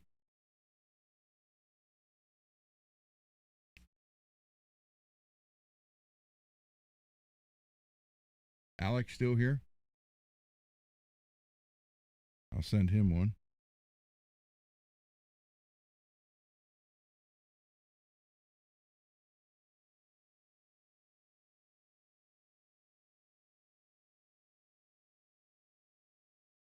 Yes, got it. Firefly version of it.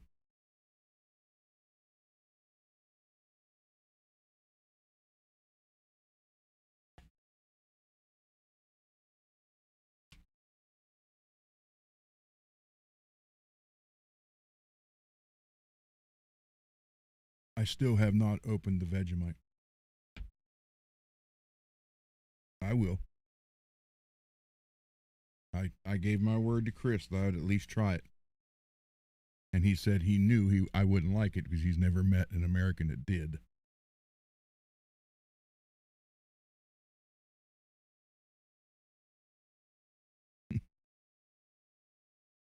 Although Cole was watching last night because when Carrie and her husband came here today for the cookout before the storms hit, she wanted me to go get it and open it and put it on my hamburger. And I said, no. And I said, how'd you know? She said, Cole told me. So he was watching last night. Check out. Oh, this must be the store where he bought it. Hold on. Check out something. There's a QR code. Let's check it out.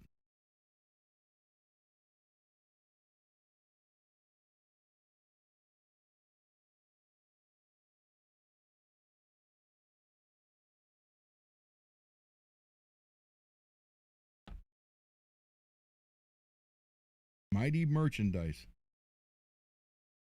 Oh, okay.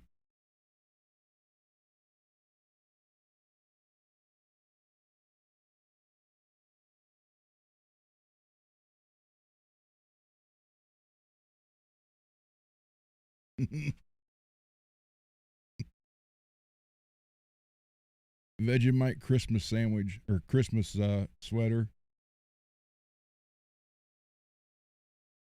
and hat. Oh, and socks.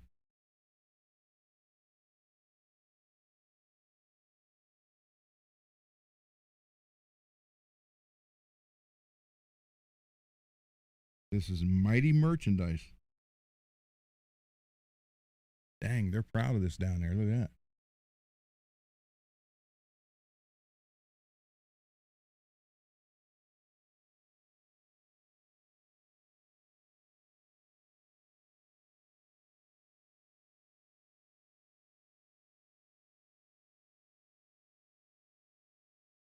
All right, Peggy, here you go.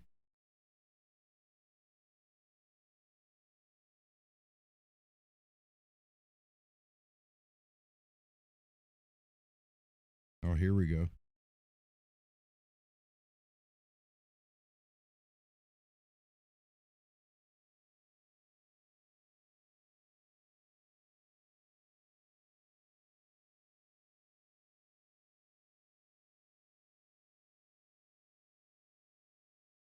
Recipes.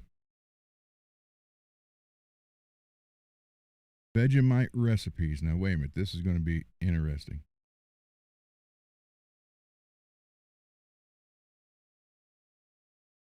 Gouts, avocado, and Vegemite on toast. 5 minutes. Okay, I'm assuming the Vegemite is the smeared raisin looking things on the bottom.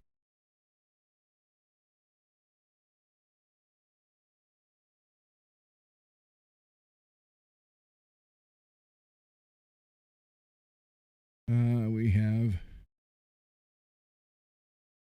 cheesy Vegemite hot cross buns.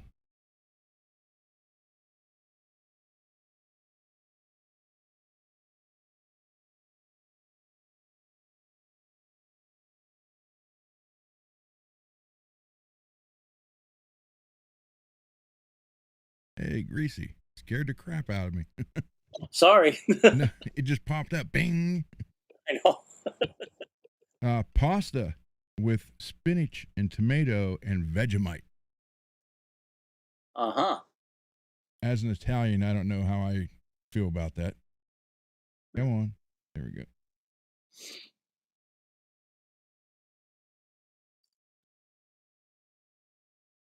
Vegemite glaze. Vegemite salmon poke style bowl. A Barty Parmy. I think that's what it said.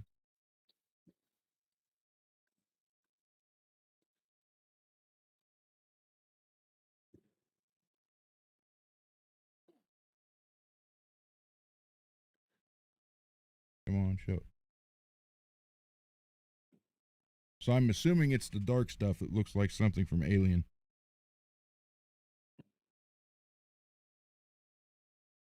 You remember that movie Creep Show when there was that weird blob in the water in the Yeah. lake? Yeah, kind of reminds me of that. It may eat you instead of you eating it. Pie Maker Vegemite pastry swirls.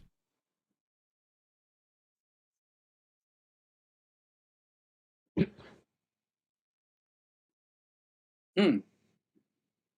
I mean, it looks good. Yeah.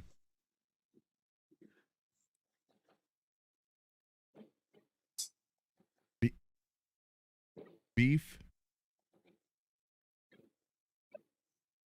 Swarma skewers. Beef and black green bean stir fry.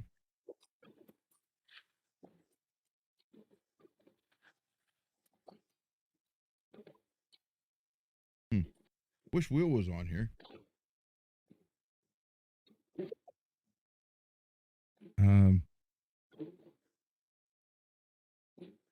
Where's this one? I don't know what this. Did you ever? Oh well. So anyhow, there's a bunch of different recipes apparently.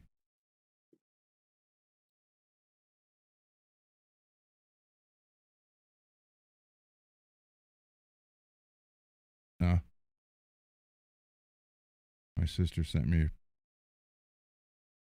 photo of my mother at their house watching the come on, fireworks display.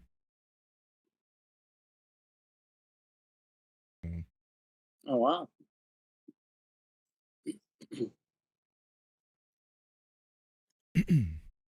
Hey, Zach. Hey, Zach. So apparently it's just me and you tonight, Greasy. Wait, let me add you to this screen here. Sorry about that. Okay, that's okay. That's okay. So Oh, what are you thinking of those guitars I showed on the bench? about the what? The guitars I showed on the bench. Should I do the black with blood? You know, that was my first choice, and then yeah, or even the green alien, or yeah, the red would be kind of Warren DeMartini-ish. Mm-hmm. That would be cool. But the green would be cool. Well, see, I have green and black on the King V. Yeah. I don't have a black and red one. Yeah. Actually, I don't have a black or white and green one either. That was Alex's, and the white and red one is Garguts's. So the only one I have is black and green. Yeah. So I have it sitting back there with that one for a while before I give it out. But see, that one I couldn't give it to just some, I couldn't give it to some 12-year-old girl wanting to learn a guitar. Here's a bloody axe for you. That would have to go to a certain person. She could be like somebody like Kayla Kent, who's an awesome, shred guitar player. That girl can play. Yep. And it's like she's bored doing it. It's like wow, you can play. I guess I kind of am, Scott. Oh yeah, I have a question, Yes, and it is about this. Ooh, hold on, wait, let me. That's nice. Yeah, and it is not a telly because it is a broadcaster. Cool. Yeah, it's a 70th anniversary broadcaster. I bought this off of a minister in South Dakota. He lives on a ranch, and I bought it during COVID. And when I bought it, it was in the middle of winter, and it was like remember like 3 years ago or so, or 4 years ago, they had a really crazy bad winter. Everybody was all frozen out. Okay, and so I bought it off of him, and he sends me an email. He goes, "Dude, would it be okay if I, waited a few days to send it to you? This is what it looks like out my front door." And he sent me a picture, and the snow was all the way almost to the top of telephone poles. And I said, "Hey, no problem, dude. Your safety's more important than shipping a guitar. Just take your time. I can wait a week or so. It's not a big deal." So, and he was like, "Oh, thanks." So, yeah, he sent it to me, and yeah, it's a great guitar. And when I That was first when I was first setting it up, you can have on the big E string, the sound can be touching the base plate of the bridge, and you still have like between 8 and 9/64, action. You can't get it any lower. So I put in a half a degree shim from StewMac, the full neck, stuck it in there, and now I got the action all perfect. That's fine. But what I was wondering was the neck pocket possibly not routed deep enough. it's possible. That's what I was thinking. Maybe it needs to be like an eighth or a 16th inch lower, just to kind of, Yep. which would understand, because the neck date that's stamped on the heel is April 1st, 2021. Oh, So okay. it's like an April Fool's guitar. Yeah, It's because you'd be surprised, and I mean the CNC again. I say that the CNC is the great equalizer of guitars now. But every now and then, and if you have an operator who is new to it or something like that, if they don't have it locked in place, the wood locked in place perfect, and it Yeah, starts vibrating a little bit, you'll get little imperfections like that. yeah. That's what I was thinking. Yeah, Lewis, this is a 70th anniversary reissue. That's So nice. they don't reissue them too often, but they did. And then, you know what? I swear, I've looked, and even with my bad eyes, I think this is a one piece body.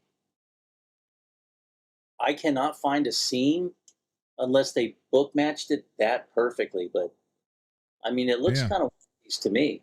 that looks like all one slab. Yeah. So, and I'm thinking they probably pillaged the custom shop to just meet the production quotas. Hmm. Yeah, and it's about 7.5 pounds, maybe a little less. Let's see. There's the if you could see the neck plate. Let's see. Let me get Yeah. the glare out. Okay, if you can. Yeah. Oh, There you go. yeah, Sweet. yeah. And it's a great guitar. It's like I don't know. I have a telly problem. Tell us about it. Oh yes. But then again, I could say, but this is a broadcaster. Yeah, well, true. True. True. So then, if I get a no caster, you got to cover all the errors. Yeah, that's good looking. No, thank you. It's It's I like don't know, an like, off-white yeah, it's clear, a or original. Yeah, transparent, but yeah, but it's got okay. I think the color's like a, I don't know. It's like it's a blonde, a translucent blonde. I Yeah. think they call it broadcaster blonde or something like that. 'Cause then the Oh, butter after Lonnie Anderson. probably then it might have something on the front. Yeah. Hold your arms out while you're playing. I know. But yeah, this it's a full guitar. I really lucked out on it. And came from a minister too, so I mean, that's cool. You were blessed. Yeah, and yeah, it was you played it in church and stuff, and so yeah, That's pretty cool. spreading the joy of music. That's it. That is it. Wait, I need to lower the brand Yeah, thing again. Wait a minute. sounds like a freaking war zone outside. Yeah. Well, almost midnight here. They wouldn't be doing it now. They'd have all the cops after them. Yeah, I'm surprised that the helicopters and stuff aren't coming around. I did hear some sirens, and there was a bunch of random pops, and then I heard some other pops that weren't, didn't sound random. They were, So I'm thinking, okay, somebody got shot. So, so the gangbangers, they whenever there's a firework thing, if they're gonna, take somebody out, they'll just do it during all the explosions and stuff. kind of time it. It's smart in a way. So It is. It gives them a chance to get away, and they're like, "Oh, well, it's just fireworks." You know? yep. And it must that M80 must have went right in that guy's chest. Look. 4 times. Someone held a Roman candle at him. Look. We used to do that as kids, though, have Roman candle fights. Oh yeah. Aiming at each other and down. Oh well. Well, it's always funny till someone gets hurt, Yeah. and then it's hilarious. Yeah. Well, like you throw it in, it hits somebody, and it gets down in their shirt. Yeah. Yeah, or the sparklers, and oh man. But yeah, some guy blew his fingers off.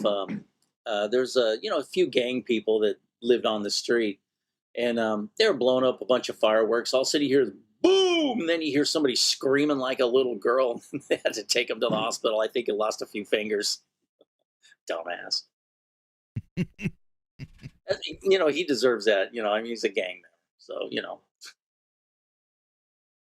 Got to be tough when you're dumb. Yeah. Maybe we should send him some Vegemite. Yeah, that'd be good for what ails him. Oh, he's probably either dead or in jail now. This happened a while back. Yeah. Yeah, all these young kids, and these were the same kids. I went outside one day and I was like talking to him. I'm like, "Hey man, what's up?" He goes, "Hey, check it out. We got this. Those glow sticks that they snap and you can." Okay, so they cut them open and then they smeared the paint on their face like war paint, and they were drinking the water. And I'm like, "Don't drink that stuff. It's toxic." "Oh no, it's fine." "No, it's not. Really, trust me. If it glows, you don't ingest it." And next thing you know, there's 4 ambulances out there. Man, that's kind of crazy. Wait a minute. And then There we go. let's see. Then it was like a couple of years later. When I was working at the Guitar Center in West LA. This kid comes in with his parents, and they go, "Yeah, Wait a minute. that's really great." And so I sold him the guitar and everything, and I said, "Yeah, you're the guys who drank the glow stick water." Dad was like, "Yeah, stupid kid." He goes, "You tried it." I watched the making of Predator, and they said the Predator's blood was that's why I did the green on that thing, the black one. They said what they did was took those neon, the green glow sticks. Yeah. And had half gallon or gallons of KY jelly, and they put the green in it and stirred it up, and that's what they would squirt on for the blood. Oh. So. Well, like in the Alien movies, when you see the alien, its jaws opening up, and you see all that slime dripping, that was KY. Mm-hmm. And same thing with I just watched this the other night on John Carpenter's The Thing. Every time, the dogs, and when they were doing the autopsy, and that was all KY jelly too. Yeah. He said he didn't know you could buy it in 5-gallon drums, and they had bought like 300 5-gallon drums of it for that movie. The scene that really freaked me out about that movie is when the guy is like having a heart attack and get him CPR. There, and then his hand went into the and then Josh shut on, cut his hands off. Yeah, they were talking about the guy who did all the special effects for that was 20 and 21 years old during that. Yeah. And they were saying that they actually found a guy who was an actual amputee. Oh. And then they made a prosthetic to match the doctor's face to put on him. And then they had the light rubber arms that were full of they said they had like jello veins and all kind of stuff in it. Oh, and yeah. So when they filmed that, and that jaw was on hydraulics. Yeah. They said so then they had that guy pull his arms out and do the he didn't have to do anything face wise because he had the prosthetic on. This like the scream. He's like, so he was just sitting there waving his arms. Well, what he had left of real. I mean, because they said he'd lost his arms from that position down in an industrial accident. Yeah. So. But that's pretty cool that he has a really bad disability like that, but also it kind of, they probably paid him very well to do that. And Yeah. plus, he'll probably get some royalties or something on that. Yeah, because that's one of the most talked about scenes. Yeah. When I saw that, I didn't expect it. I did not expect that either. And that movie, that's like a cult classic now. But it really didn't do that good at the box office at first. I think it was so disturbing that it freaked people out and scared them away. It was a lot of people just felt uncomfortable watching that movie. Yeah, yeah. And now you can go on YouTube and look, and there's people they're trying to explain when each person got affected throughout the movie. Yeah. And I still don't understand the guy that was always smoking dope, had the vest on. Because he was helping them in the room, and he was fine. And then when they tie him up, he's the one that's the alien. So I don't know when he got it. Oh, Doom with Dwayne Johnson. That was really good. Yep. And what, Keith Urban? Yeah. Or not Keith Urban. Dang it. What was it? Carl Urban. Yeah. I like that guy Portman. Wearing the white shoes when he's going on vacation. Yeah. And my wife and I, we quote that movie all the time. And he goes, "Oh, I said, I'm going to take off." He goes, "Where are you going?" "Gotta go get me a couple she-boys." She's like, "Shut the fuck up, Portman." Hey, I'm required to give you a full body cavity search. Under quarantine. Oh my God. That was a good movie. And that didn't do so well at the box office. There's a lot of them that didn't do well that ended up doing better years later. Yeah. And the thing that saved them was probably like the home video sales, streaming, stuff like that. Blockbuster. Yeah. I used to love Blockbuster. I did too. Matter of fact, I probably still have a couple of their videos somewhere. And then late fees are going to be hellacious. I'll have to send it to the one. There's one, where's that at? In Washington State? I think. There's only one left. Wow. Just to kind of let them know they're there. Yeah, there's one left and it has 2 employees. Yeah. So, wow. I don't know. I used to love.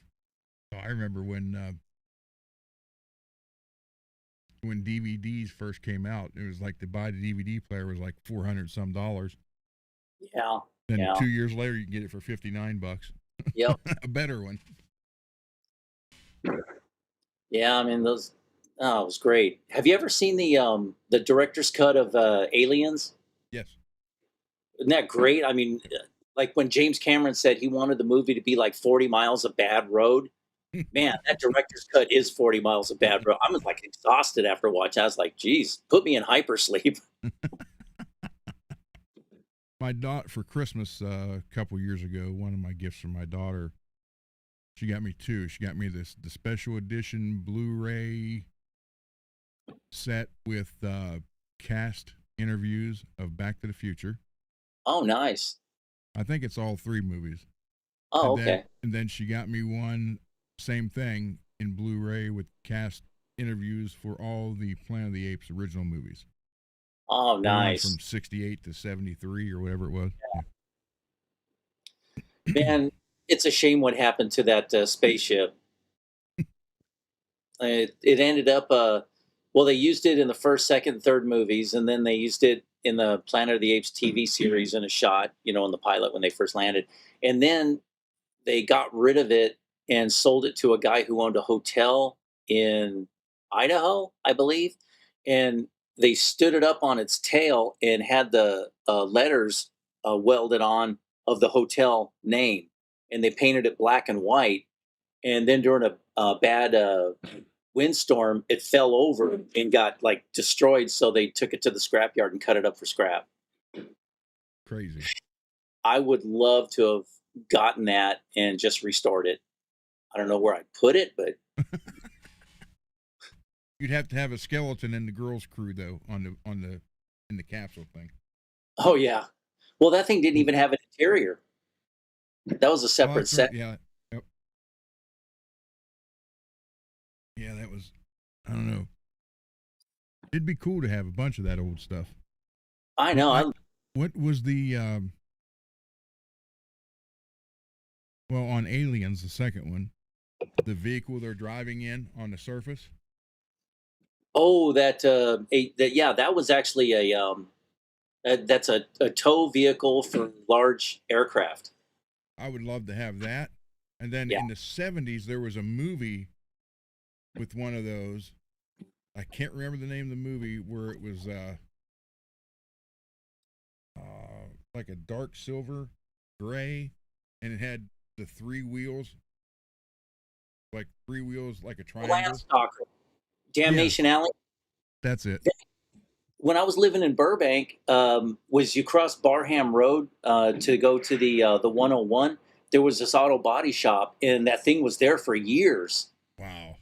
I used to see it every day, and then there was this one car, it's a silver car with a kind of bubble that passed in front of the screen real quick on Tatooine and Star Wars.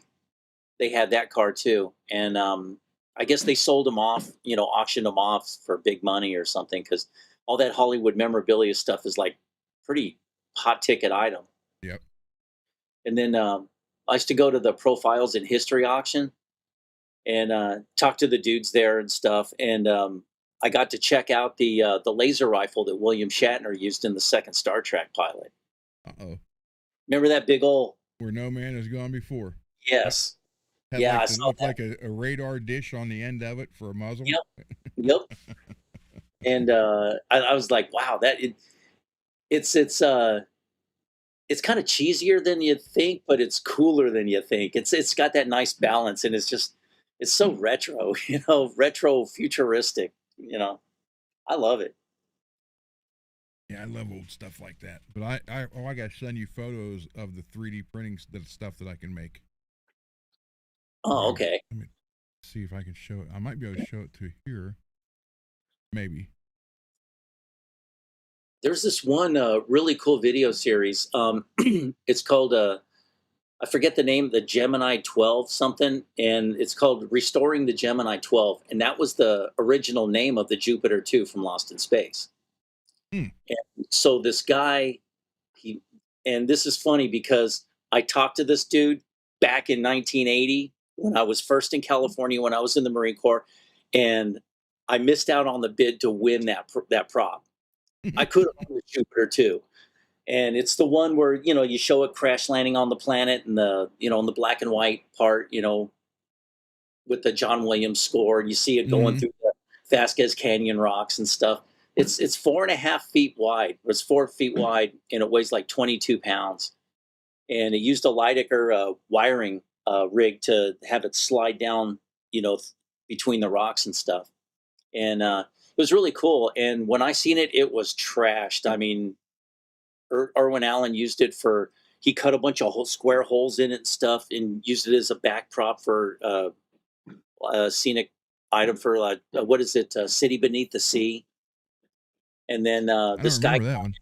yeah, and then this guy restored it and to as it was during Lost in Space, and it was really cool. And inside, he put a little GoPro, and you got to look outside the viewport, and it's like no one ever, you know, they didn't think of doing stuff like that, and it was really cool. So he restored it, with the lights work and everything, and so then he made a 1-to-1 replica of it, and it was right before COVID, and he took it out. It's to Vasquez Rocks. That's where that was the scene for the Planet Cestus 3, where Kirk fought the Gorn in Arena, and so they went to the exact spots, figured out the angles, how they filmed it and everything, and they got the exact positioning, and they recreated that crash landing scene, and it was really cool. So when they did that, they put a GoPro in the windscreen, so you got to actually see what the Jupiter 2 was doing, during that. It's really interesting. So if you ever get a chance, you should check it out. Hey, Dave. David. Hold on, wait a minute. Good, man. How you doing? Okay, I put too many on here to show you, but I got too many on here, so it's not fitting showing everything right. But let me add David, add the scene, and then let me share this screen.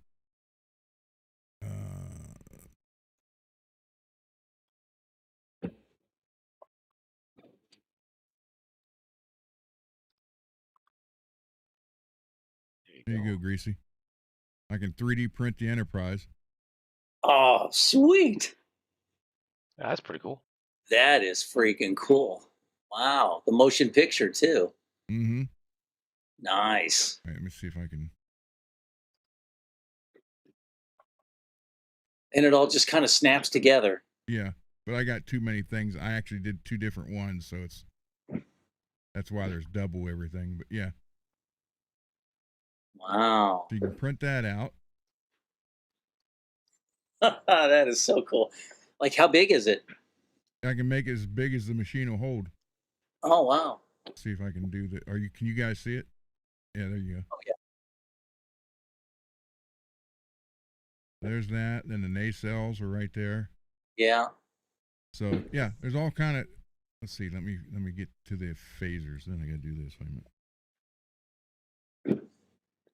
You know, I love the original Enterprise. It's so gorgeous, but man, there's something about the motion picture Enterprise. I mean, that was a great redesign. Yeah, it wasn't too different. Yeah, it wasn't different, but it was just different enough to, it has its own identity. And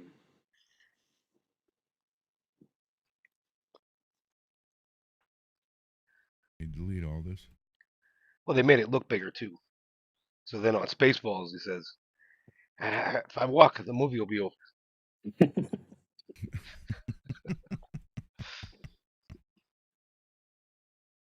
Come on. like, Let's see. Oh, I can print out Nomad too. oh, wow. Okay, there's a phaser kit with removable part 1. And here's just the regular kit. Oh, wait. Dang it. Forgot to click on.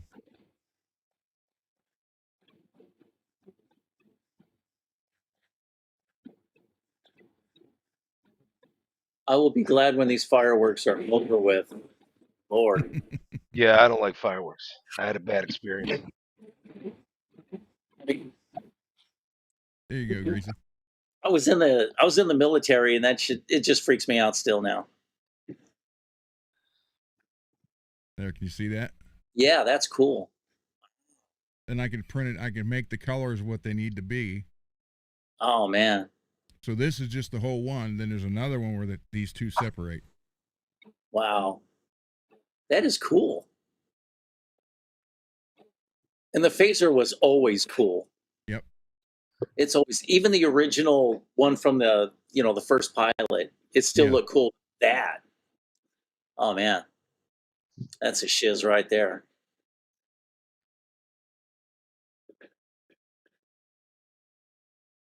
So the other one is the same thing, except it's just this part and then the top, and it actually snaps in place.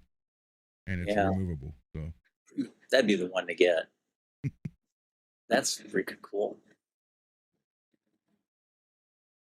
Yeah, you could probably do all the variants of the phasers.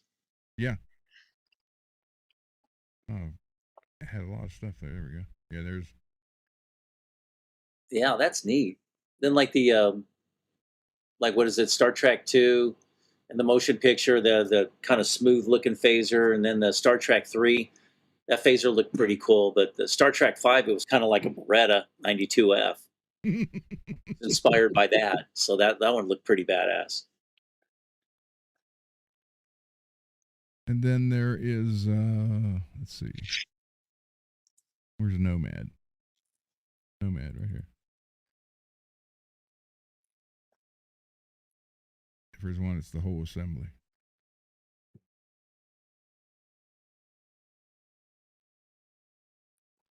Let's just do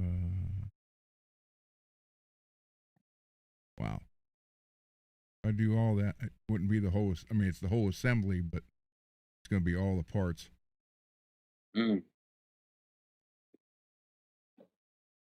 Oh, okay. So let's see if I can do this.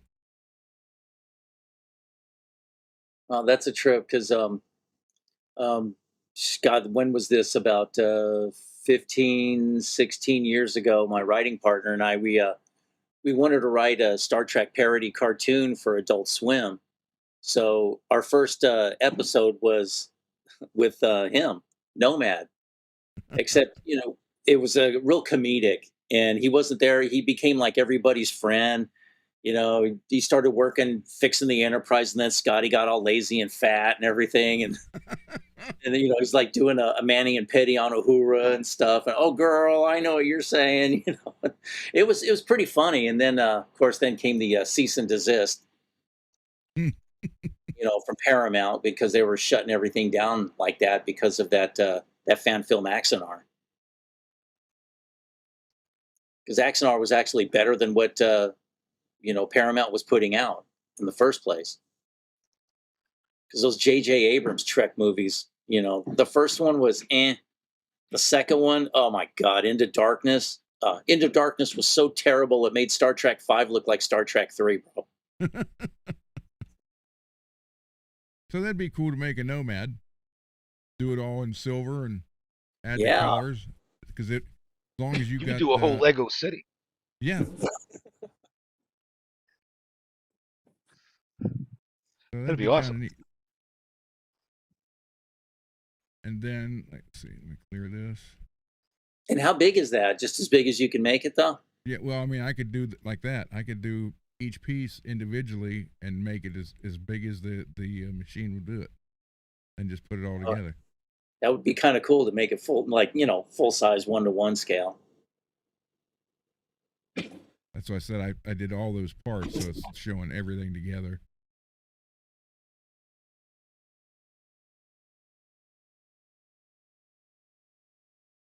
Man, these 3D printers are just amazing. Yeah, look at all the. And that's cool about for the modeling community. You Yeah. really make some really cool parts and accurate stuff, and like we have our tone chasers and whatever, and in the modeling community they have these people, they call them rivet counters, and these guys take the detailing and accuracy to the nth degree. And like with these guys who build the 3-foot long original Enterprise, they got the photo etched brass to make the grill and the nacelle trench look even more accurate to the 11-foot miniature.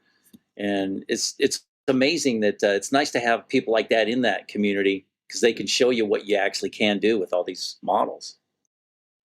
Oh, here's this. Mothman. Oh, wow. There was a channel, I forgot the name of it. The guy printed up an alien face hugger full size. It looked amazing. Yeah, there's all kinds. I mean, it's what you can do with this stuff. Guitar parts. It's nuts. So I love it.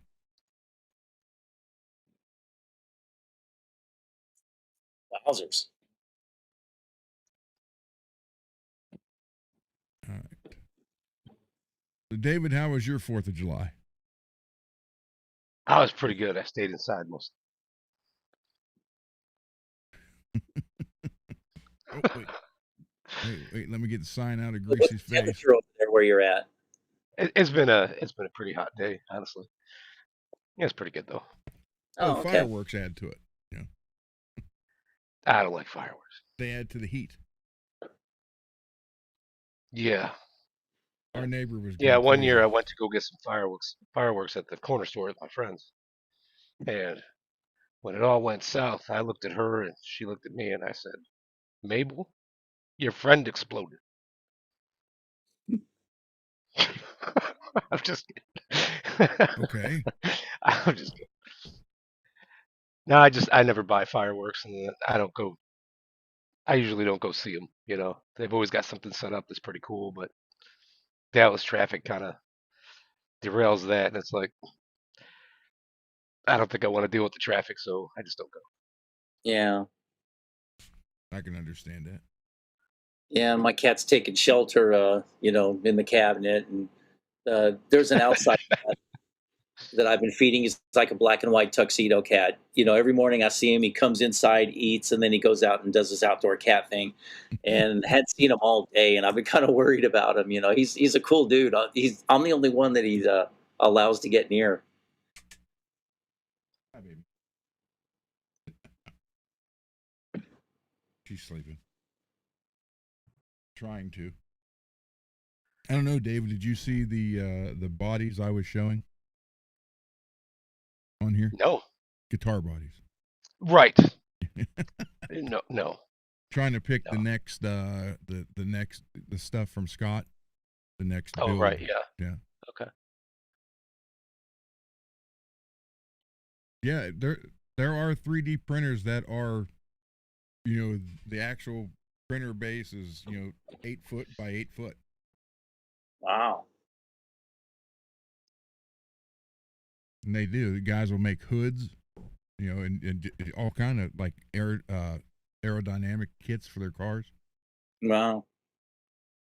There's this company in China that's manufacturing exact to the nth degree 1967 Mustang Fastback cars and 1966 Ford Broncos, Cool. and also some like a 240Z Datsun, and I think a desirable Toyota Corolla from like the early 90s or something like that. But building those cars as kids would be kind of cool. And how many 66 Broncos do you actually see that are in good shape that haven't been thrashed or modded beyond belief and rusted out? Not very many. Yeah, for sure. Yeah. Not very many. I always liked what I liked best though was the International Scout. Oh yeah. I mean, they were bare essentials, but they went anywhere. Yeah. And I've never seen any of them broken down on the side of the road. Mm-mm. They just go and go. They just rusted like crazy. But down here, literally 7 blocks down from me was the plant, the factory. Oh wow. And that's where my dad started working in '62. And it was actually a Kaiser Fraser plant prior to that. Oh. The old Kaiser cars. Mm. And then so we had a garage. You could go through there, and if you worked there, you could buy the extra parts for just the price of the metal. So Wow. we had a Scout, and we had like 4 sets of quarter panels, probably 3 or 4 doors. I don't know how many sets of hoods or front fenders, and the bottom grill. Everything rusted out. We had multiple versions of it. Wow. That's cool. Yeah, and just cut the old rusted metal off and just weld on some nice fresh metal. Now that's metal. I still can't understand, because if you looked at the side of the Scout, there was no big body lines. It wasn't straight down, but it was just like that. Yeah. But there was nothing to catch it, but they always rusted right there, and I could never figure that out. Mm. Like right in the middle of a panel, for no reason, every one of them rusted in that same spot. Yeah. And then That's they quit making them right when the SUVs became very popular. Yeah. It was like, you idiots. I know. They missed the market on that. Well, when I worked, I worked down here, but when I went to Springfield, that's where you made the big money. That was the assembly plant. And they literally they were just giving money away like it was nothing. They tried to lose money. That's how much International was making. They literally tried to anything they could to lose money, and the damn product was so good, it didn't they couldn't lose money.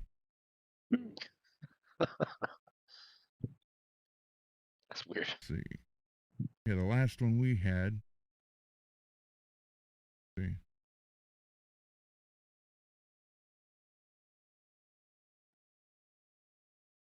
Yeah, Jim said he had a spa day and then helped the beautician fix her tire. Good for him. Cool. Yeah. Hey, a little self-care is always good. Trying to find one. We actually had two. We had one for a little while, then he sold it.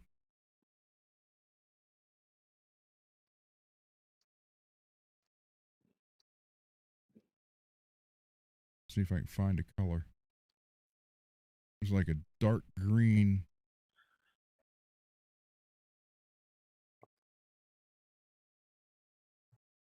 I'm not seeing it.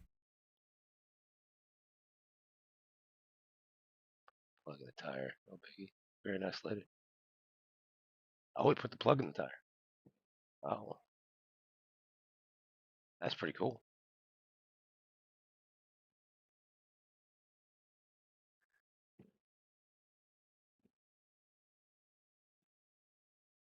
I cannot find it. It Chong's almost asked looked me. black. Said, you know what really burns my ass? Fire. Flame 3 feet high. I was waiting for the punchline. I took a guess. I was like, a pit fire with no grill on top. I was close.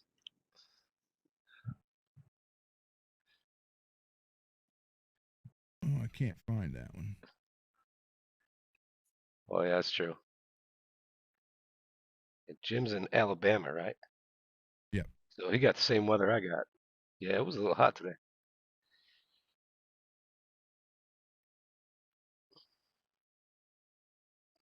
Doesn't You should have Alabama? had her push that thing into the shade, and then Yeah. Does it get real muggy there in Alabama? I don't know. I've never been there. It depends. Like sometimes it's just hot. Other times you got a lot of humidity. 94. Okay. Yeah. But The then that's like maybe what the weather says. Oh, it's 94, and then the real feels like 98 or 101. Yeah. Yeah, it gets crazy. The last one we had looked like this one got fancier wheels and lifted, but it looked like this. Oh. Let me. Oh, dang it. I'm trying to That add is it to sweet. Hey, Peggy, are you guys in Central Time or Eastern Time? Yeah. I just realized that about Alabama. The last one looked like something like that. That is cool. Well, obviously, we didn't have those rims on it. Those are. It's got that classic simplicity in design. Yeah, but I mean, see how flat the sides are? Yeah. And like right there. Right in the middle. Right, not where the light is, and not right in between the light and the wheel well. They would rust right there on both sides for no reason. That looks really cool. And the funny part is that's a 79 or 80. I think ours was an 80. And that still looks like it's something you'd see on the road today. Yeah. It actually looks better than most of the stuff you see on the road today. And working down there, you were able to buy them for next to nothing. So, yep. Rid of that. It's Birdie. Now it's going to pop up. Say, you know how there's all kinds of stereotypes about people that drive that kind of stuff? Man, I'd throw that to the wind. I'd be like, yes, I want to buy one of those. I'll be that guy. Yeah, I'll buy the tent too and the gun rack. Just throw it in there. I want the turret on top. Is what I want. Yeah, there you go.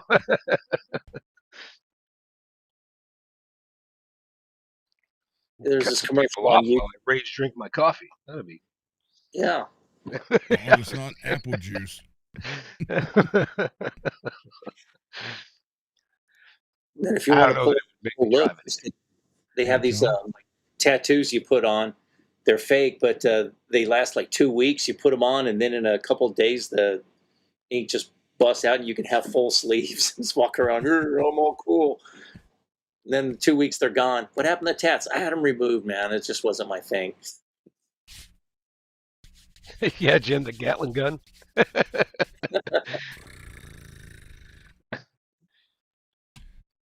don't know. That would the Gatling gun had to make an instant difference on the old Civil War battlefield. Oh Oh, yeah, yeah. yeah, for sure.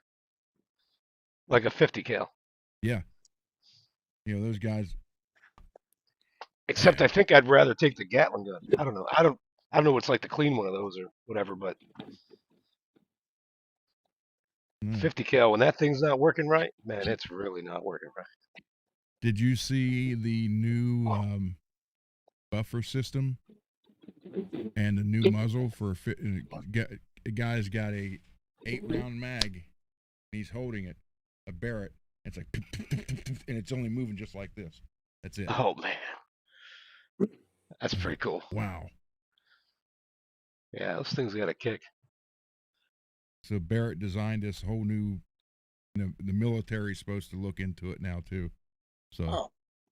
You know what, Ron? I got a question for you. Have you seen all the Riddick movies? I watched the first one, Pitch Black. Okay. That was it when it came out. So this is going to be a little hard to describe. 25 years ago, 30 years ago. It was the third one. The third one. I never watched it. And this young lady had a sniper rifle. To load the round, it had a latch that basically took the sight off, right on a hinge, and then put it back. How do you feel about that?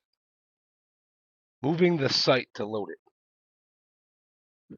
If it's precisely built where it locks into the same exact place every time, get away with it.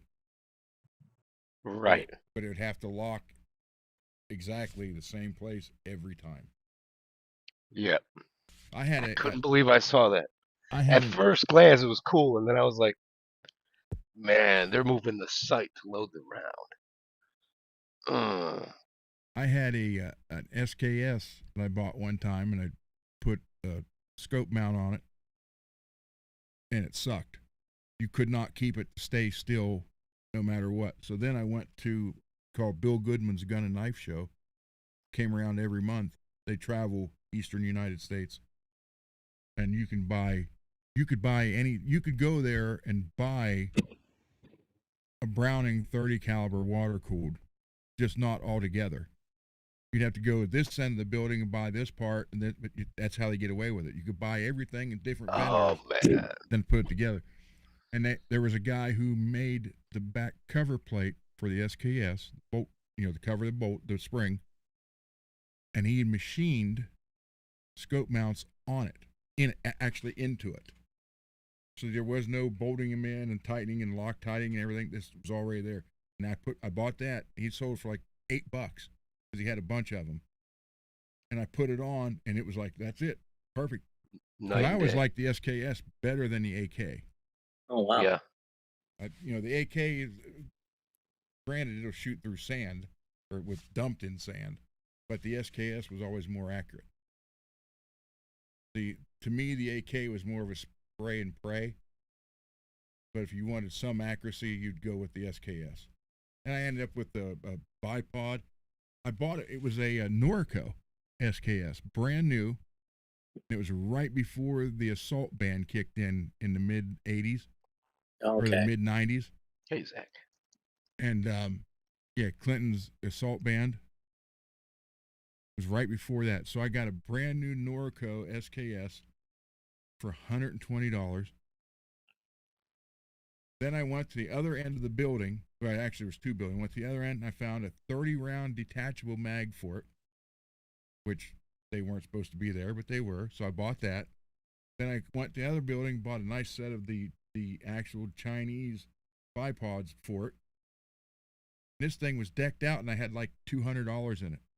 And we bought a case of 1,200 round ammo, 7.62, I think it was $86 for the case. Oh my God. Yeah, 1,200 rounds for $86.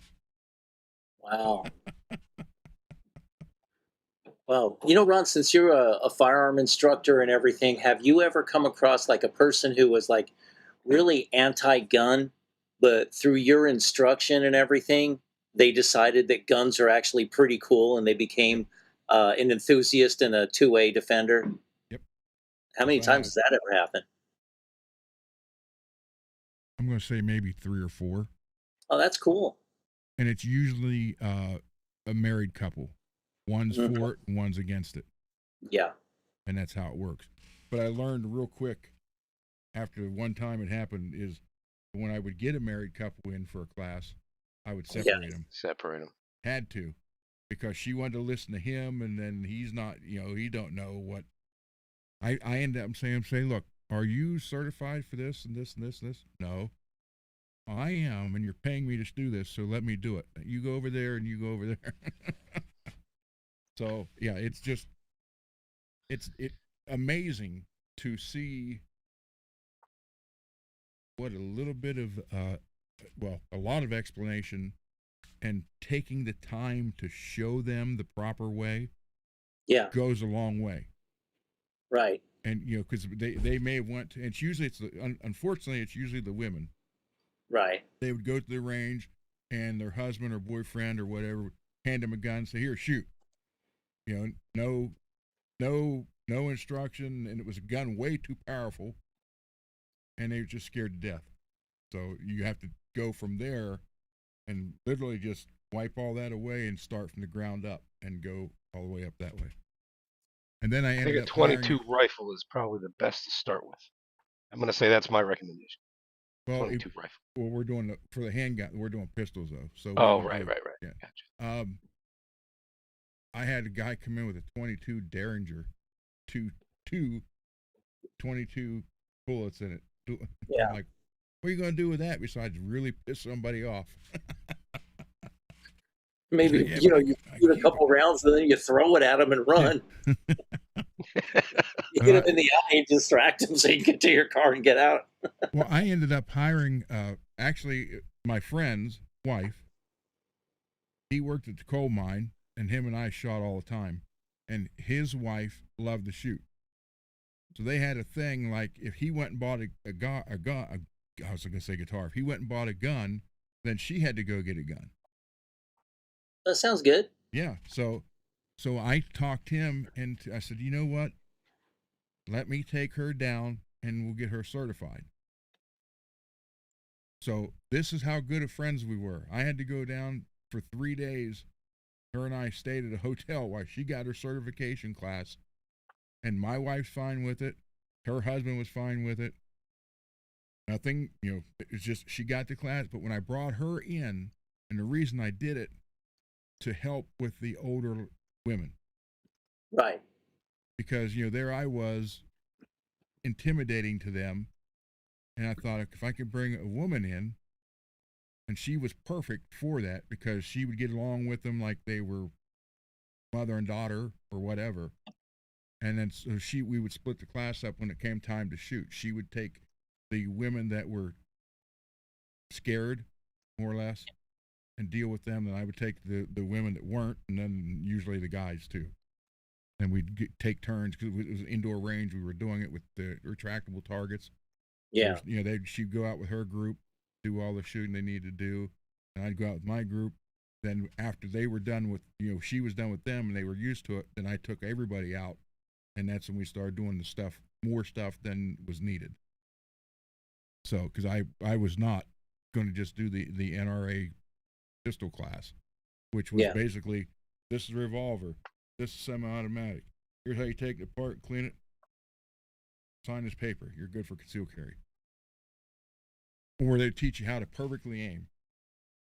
That was in there too. I'm like, that's great, but you're never going to have time to do that. Hold on, Mr. Bad Guy. Let me sight this right in on you and stand there for about 2 seconds or 2 minutes while I get ready to go.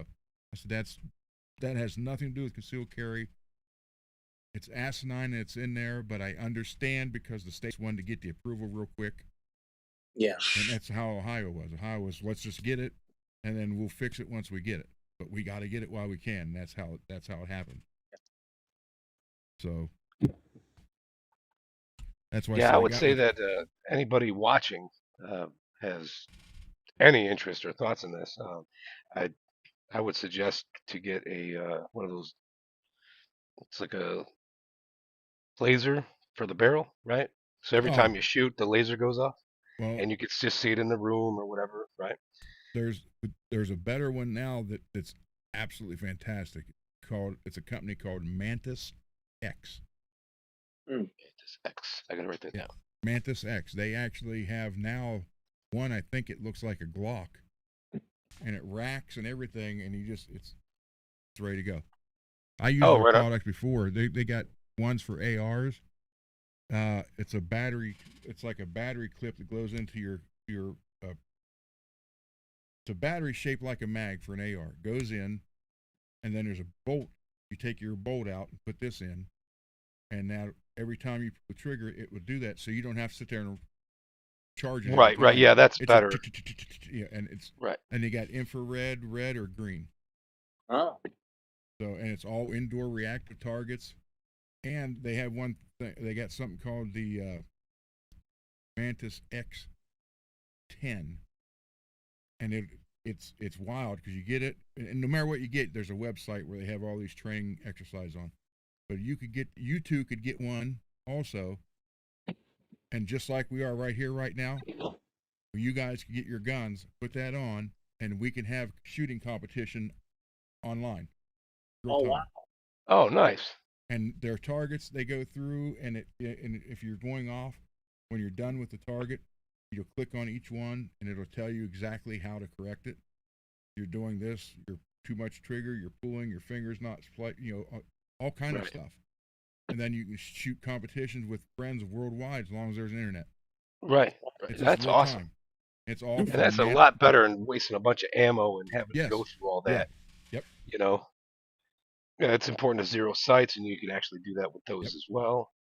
And Well, let's see if just I can getting find it. comfortable, and then anything that you can do to be able to aim with both eyes open, quickly with both eyes open, and have that confidence. Working your safety, so when the weapon goes up, the safety's off. When the weapon goes down, the safety's on. And get real comfortable with that. You'll Yeah, it's have called a yourself a Titan X. safe I don't skill. have this. I know the guy who handles everything on here. His name is Austin, and I've never. Usually, I call him up or send him an email, and he just sends me stuff for the training. And Now, once again, it's Mantis like it's X yours. is the one that makes all that you just Yep. described. Yeah, I'm going to Okay. show it to you here in a minute. I know we're a Very interesting. guitar show, but most guitarists like guns and cars. Right, right, yeah, and we might have different We interests, like like cool the stuff. Alien movies. In alien movies, yeah. Yeah, Yeah, Blackbeard. There's the one for the AR. So that's the bolt you put in. That's the battery pack. Wow. Okay, watch. Oh, hold on. Sorry about that.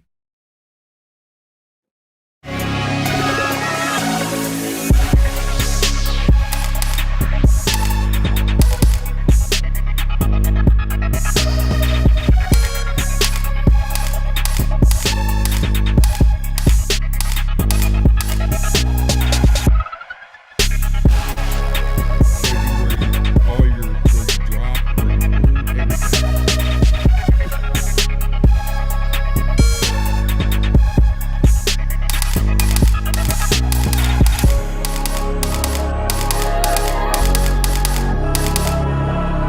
Tells you your split time as you name it.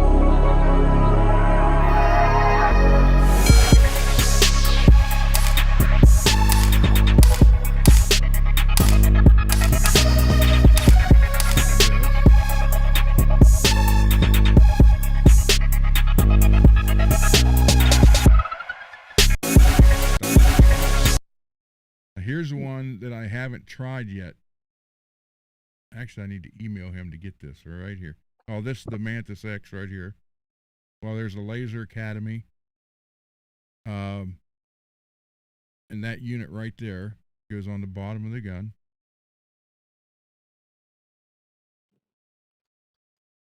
Mantis X is a smart sensor that attaches to your firearm. It tracks all the movement of the gun while you're shooting, sends that data real-time to your smartphone or tablet, which analyzes, traces, diagnoses, and coaches you on how to improve your shooting technique. At its core, Mantis X records a trace of the movement of the gun during every shot. Movement and stability during the hold and aim, movement during the press of the trigger, the break of the shot, and the recoil of the gun after the shot. Mantis X measures the deflection of the aim point, scores your accuracy, and maps all of your shots onto a spider chart to look for patterns in your shooting. Clicking on a problem area or possible cause will display coaching tips to correct your technique, enabling you to coach yourself and improve instantly while you train. Mantis X wraps this core analyzing function into a broad set of training drills to focus on different dimensions of your shooting performance. From basic marksmanship to drills focused on speed to reaction time and reload drills, Mantis X will track your speed and your accuracy in all of these scenarios. Mantis X saves all your shooting sessions and tracks your performance over time. You can review your shooting sessions individually or with an instructor. You can also create and join shooting groups to shoot together, compare performance, and help each other to train and train better. Mantis X works on pistols and rifles, and you can train wherever you are. It works dry fire, CO2, and live fire. It's a very portable, powerful, and popular system, like having a full-time instructor in your pocket. The powerful Mantis X is backed with amazing customer support because we do believe strongly in our mission that every shooter needs a Mantis X. So there's that, which is pretty cool, actually. That's the one I was saying we could shoot, here across country with each other. But here's the one I want to get next. Right here. Come on. Most shooters know that dry fire. Oh, come on, dang it. Most shooters know that dry fire is where the real improvement happens, but it can be frustrating to have to rack the slide for every single rep. That's where the Titan X changes everything. It is a smart, safe, and fully integrated dry fire system that gives you data on every single trigger press. Let's dive a little bit deeper into what the Titan X is. The Titan X is a smart laser pistol built to enhance your dry fire training. It is completely inert, meaning it uses no live ammunition. It gives you a realistic trigger pull, break, and reset without ever having to rack the slide. The Titan X connects to the Mantis X pistol and rifle app to give you real-time data. Let's talk about why a tool like this is useful. First of all, dry fire is an incredible training tool for improving your shooting, but we all know that dry fire stops at the click. The Titan X, however, measures how you shoot, not just when you pull the trigger. It gives you data on the muzzle movement when you are pulling the trigger, your movement during target-to-target transitions, as well as movements coming out of the holster, and even more incredibly, the movement between 2 consecutive shots. Now that we've done a general overview, let's go over all of the features that make the Titan X so powerful. Firstly, the integrated Mantis X sensor gives you real-time data that automatically syncs to your history, so you're able to compare your progress over time. Secondly is the automatic trigger reset. There's no slide racking required in order to get consecutive reps.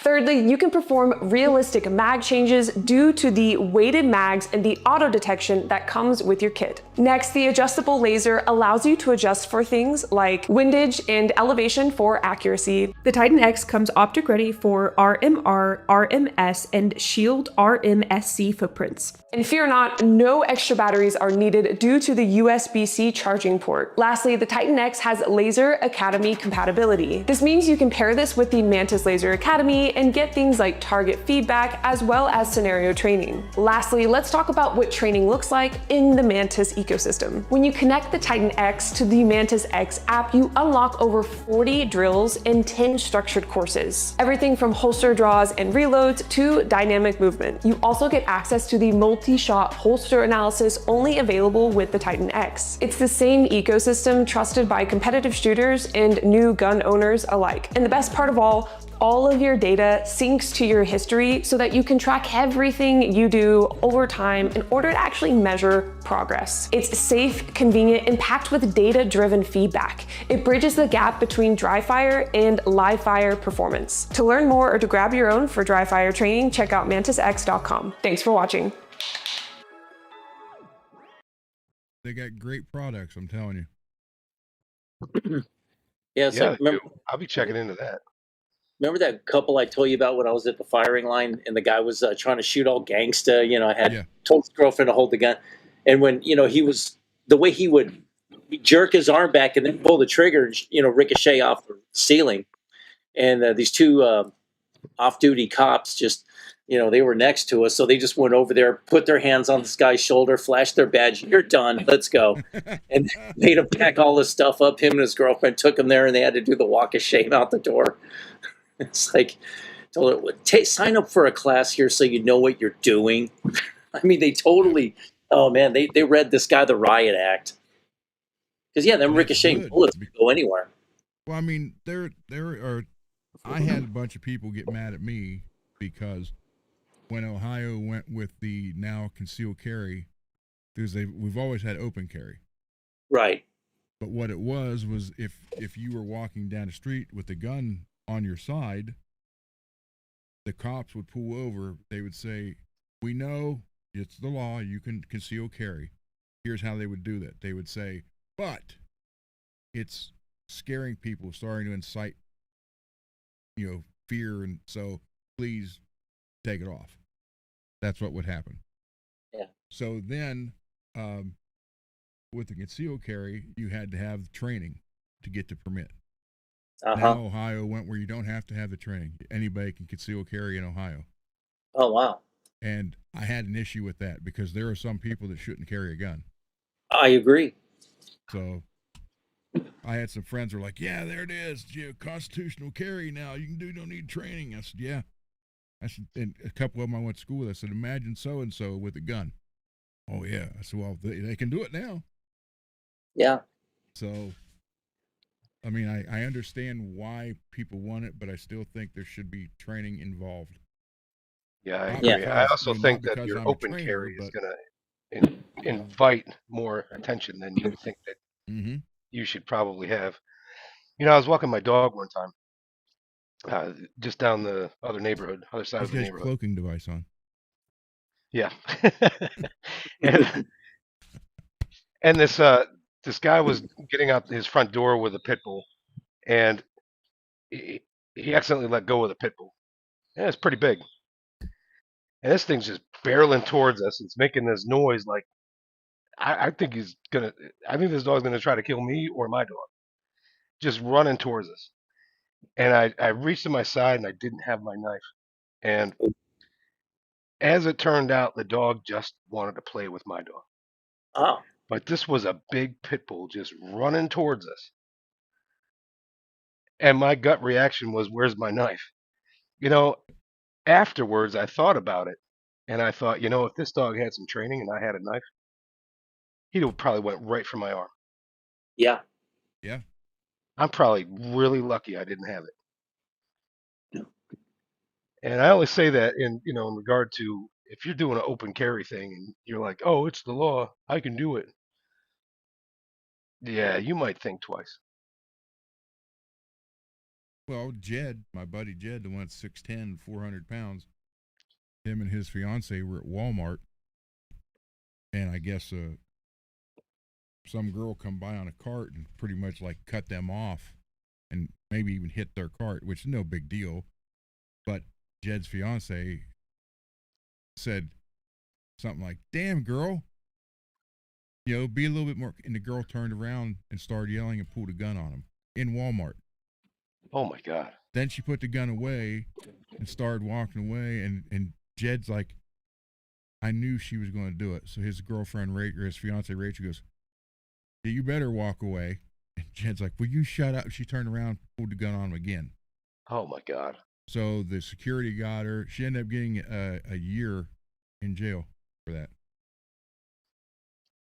And lost all rights of ever carrying a gun again, even in a state where you don't have to have training now. she was like 20, 25 years old. So not only did it once, did it twice in like a minute and a half in Walmart. I mean, it's like, she just pulls it out for everything and just like, oh, here, let me explain something to you right here on this piece of paper. And then just like scratches her face with it. So, that's brandishing a firearm. That's illegal. Yeah. But see, Ohio's law was so screwed up when we first got it. I was one of the first ones in the county to get it. Like my number was like I was like 00004 or something like that. And but the way the law was, if my wife and I were walking down the street and she got jumped, and I pulled the gun to save her, I go to jail. Wow. Because the way the law was, she's an adult. She chose not to have a concealed carry permit, not to have a gun. That's how stupid the law was at the beginning. Then it took 10 years to work it all out. Wow. Politics. Yeah. Exactly. They're so anti-2A here in California. It's just, they're trying to ban everything. I mean, So who's your new governor now? They still still not done counting? Yeah, it's still, Wow. it's pretty sad. And then it's like, oh yeah, we can accept votes for up to 60 days after the election. No, you should just have it done that night. It's like if the party that they want to keep in power isn't winning, well, we need to get these and then they had, like, with the mayor race we had, Spencer Pratt was actually leading. Then all of a sudden 60,000 votes came in and not one of them was for him. They were for the other two. That Karen Bass, she's the one who decided to go to Africa while the Palisades burned. That's our mayor. Crazy. And then our trying to ban everything except the criminals, right? Yeah. And our governor Newsom, he wants to be the next president. And if that happens, God help us all. We are so screwed. The way I see it, he couldn't run the economy for a state. No. Everything else aside, just he wasn't successful in running the economy for a state. Well, we're going to put him in the White House. The billions of dollars he got for some kind of system that never went through California never came through, but the money's gone. Yeah. It was the high-speed rail. And and then, well, actually, the governor is actually Nancy Pelosi's nephew. And Nancy Pelosi's husband is the contractor building the high-speed rail. Mm-hmm. So there was a urinal. Someone saw it on YouTube or Facebook, but then someone around here actually painted one. It wasn't exact, but it was close. It was a urinal that was Nancy Pelosi's face with her mouth open. Yeah. Then they had a picture of like a limo and this lady just on her head falling out the door with wine bottles and stuff. It said Pelosi on her way to another meeting. Yeah. Oh my God. I don't know. Yeah, that's a I'm only saying that about California because I still have 3 cousins that live there, so I hear about it all the time. Oh yeah, and well, actually, our governor's under several criminal investigations, and his wife. So, for all this mishandled money, so one of his campaign funds funneled $2.5 million, and we don't know where that went, and. He makes $400,000 a year as governor, but how can he afford a $9 million mansion in the most elite area of San Francisco? So, yep. Lots of corruption in this state. We'll leave it there. It's like they called it the Golden State, but they should call it the Golden Shower State because they just piss on us all the time. Or the Stolen State. Yeah. What I really didn't like was when people were trying to leave and they were putting fines on them and everything else, right? exit They wouldn't, tax. yeah, they wouldn't let them leave. Yeah, like owners of companies, they would tax them for like 5 years. Yeah, it's like, if the CEO of a corporation was saying, yeah, we're going to make these new, guidelines and everything else, and if you don't like it, you can leave. Oh, but there's going to be a fee. We're going to tax the shit out of you if you leave. Yeah, I know Texas picked up a lot of companies from California. Yeah, Yeah. So but it's yeah, just strange all over. Every party has their good and bad, and every state has their good and bad. yeah, So yeah. And then they passed the Nick Shirley Act. Nick Shirley, he's the one that exposed the Somalian the quality leering centers and stuff for all that. And they passed they call it the Nick Shirley bill, which prevents journalists from revealing corruption in California. we know it's here, Yeah, but man. we can't talk about it. It's true. It's so sad, but it's true. So why are you still living there? You can't pay the tax to leave. Yeah, it's just such a pain to uproot and go somewhere else, and then I don't Sell want your to house. Give us the money. You'll just start fresh somewhere else. then I guarantee you. I don't know what your rent is, and I'm not going to ask you, but I guarantee you what you're paying for it there, you could buy a 5-bedroom house here for less. probably. But the thing is about the rent. I live in a rent controlled building, Oh well, okay. so I only pay $500 a month rent. So But that's what are you paying for gas? gasoline. Oh, well, I don't even have a car. Since What is it there? they have something against blind people driving and vehicles and flying airplanes and stuff. What is gas? That's so discriminatory. Oh my God. It's about $6-7 a gallon.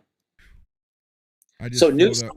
I filled up my wife's car yesterday for $2.38 a gallon.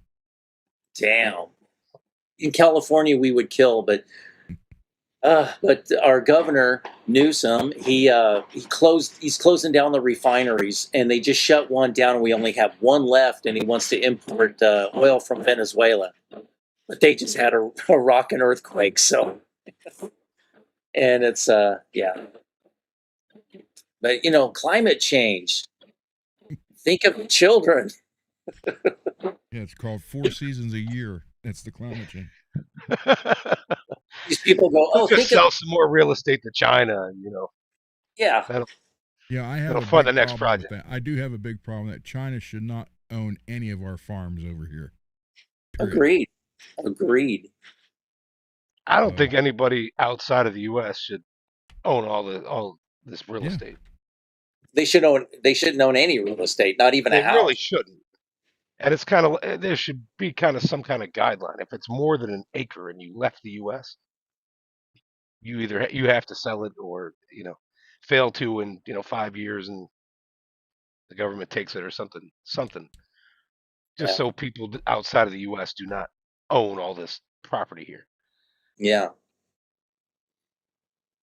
It's like Texas, there's like a big Muslim enclave, and they want to pass a Sharia law safe zone or something there. But it's been ruled it's unconstitutional.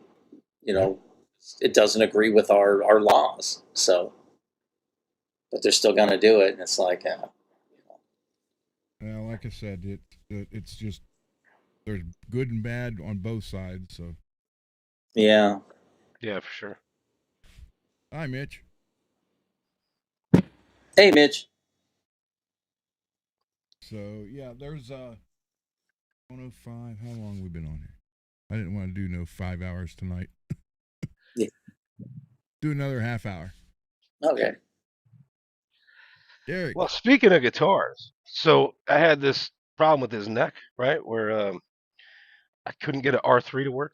Yeah. Right, with the thinner spacing, and even with the R4, there was some low E, string buzz going on and everything, and it was like just truss rod adjustments and things were not correcting the problem.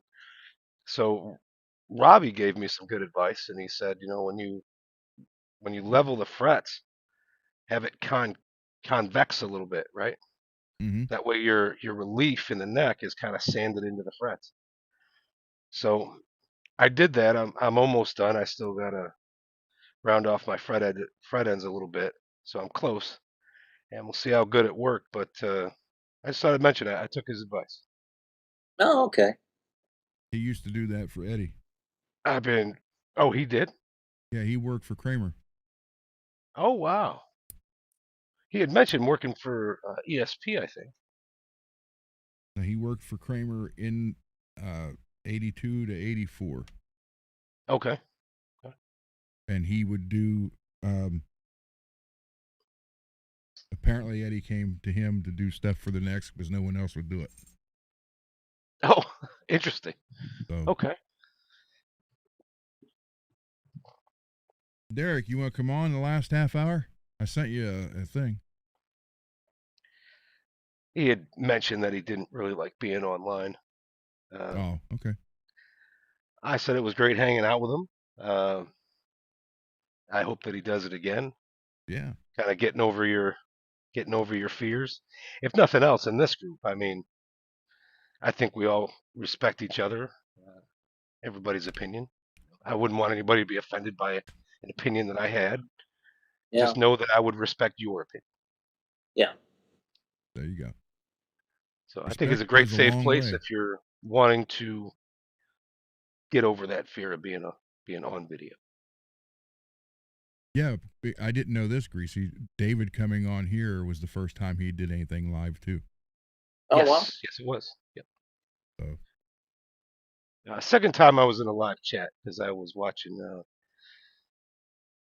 That other gentleman, man, Joe Wentz. I was watching the Joe Wentz project, and I'd be there in the live chat, but here was the first time I'd ever Been on online. camera. Joe's a hell of a player. He really is. Yeah. Yeah. And his man, it's been more than a minute. I can't think of his friend's name. Ralph. Ralph. Ralph, Joe. Yep. the German butcher. Yep. The German butcher. Hey, Peggy's got a good comment for you. There you go. Well, thank you.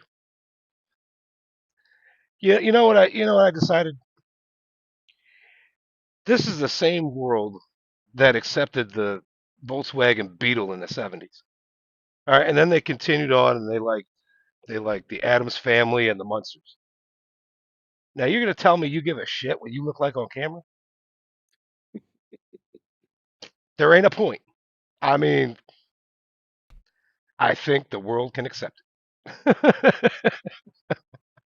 Problem.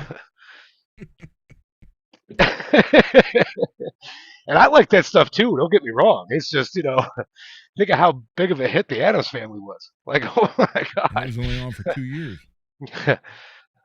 So I'm not worried about getting on here acting like a weirdo. My only question for you is, I always say, am I acting? I have John Aston's autograph, believe it or not. But I always said if I ever became a millionaire, I would model myself after Gomez Addams. I would. That would be a good role model. Yeah. But yeah, that. What was the dad's name, or the grandpa? What was his name? Uncle Fester. There was Uncle Fester, Gomez Addams, Morticia, Thing, Wednesday. I'm thinking of the Munsters. That's what my problem is. That was Grandpa. Just Grandpa Munster. Just Grandpa. Okay, because he looked like Dracula, right? Yeah. Yeah. So my first thought was, if you're trying to model yourself after that, you go out in daylight. No. Gomez. Just Gomez Addams. Gomez Addams. Remember that Munsters episode where Herman got hit by lightning and he looked normal and Lily thought he was ugly? They had to figure out a way to get him back to where he was. Fred Gwynn said that was his favorite episode because he didn't have to sit through the hours of makeup. For that. Yeah. Well, thank you, Peggy and Jim. I appreciate it. I hope it's entertaining. I mean, I always said I'm not going to go back and watch myself. Mm, mm-mm. No, I ain't doing that. Maybe in 15 years, and I'll be like, oh, look, there's a young David Edward. That's amazing. I look so much different now. Yeah, it's like even William Shatner says he never watches anything he's done. Yeah, he says he's never watched a Star Trek episode. Yeah. I Wow. find that hard to believe. You've had to have seen one at least. Yeah. But Yeah. Being a good episode, and especially if I was a high paid actor, yeah, or just a paid actor, I'd go back and watch the movie. If nothing else, you got to sit there with the popcorn and laugh at yourself. I And you're remember thinking, God, I could have done that scene better. I remember when we went Yeah. when the first time I went to Universal Studios, and they had it set up there where you could, I don't know if they were just picking people in the audience or you had to pay, but they were taking scenes from the movie Airplane, and you could get in it and they'd rewrite the scenes and it'd still have the original actors, and they'd. And I remember watching that and coming home, I was like, now movies suck now because now I know how they're made. Yeah. I think it was Airport 77 or something like Yeah, that. that's it. Airport 77. Yep. I did that. Did you? I got to do the part where you jump into the water tank and stuff. Yeah, we was just in the crowd watching it happen. Oh, okay. So I was there 77, 78. So That's cool. that's wild. Greasy, you and I were there at the same time. Pretty much. I was there just a little after you were there, but it's the same ride. Yeah, it was kind of cool. They picked me and this really cute young lady. So we were like hanging out. Hey, how you doing? And then we both got to jump into the tank and How you doing? Jump yeah, it was into the awesome. tank. Wait, was she wearing a white T-shirt? She was. And let's say there was no shot fun. again, please. Come on, I messed up. I could jump a little better next time. I know. It was cool. I was just standing next to her and everything. And next thing I know, she's holding my hand. And I'm like, oh, this is cool. Do you remember the van that was parked? You could go up to it and shove it over, lift it up. Yeah, the like $6 million man thing. Yeah, it was like silver van with like red and orange and black stripes or something like that. Yeah. Yeah, and then they had like the jaws, the shark Come out of the hanging water. there. Yep. Yeah.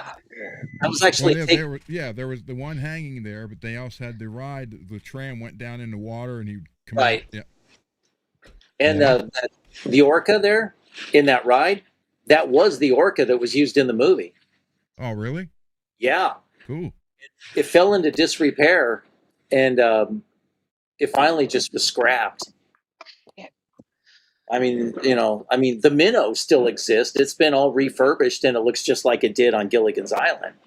I mean, too bad you couldn't have done that with the orca, Yeah, I remember they had Hitchcock's mom's house.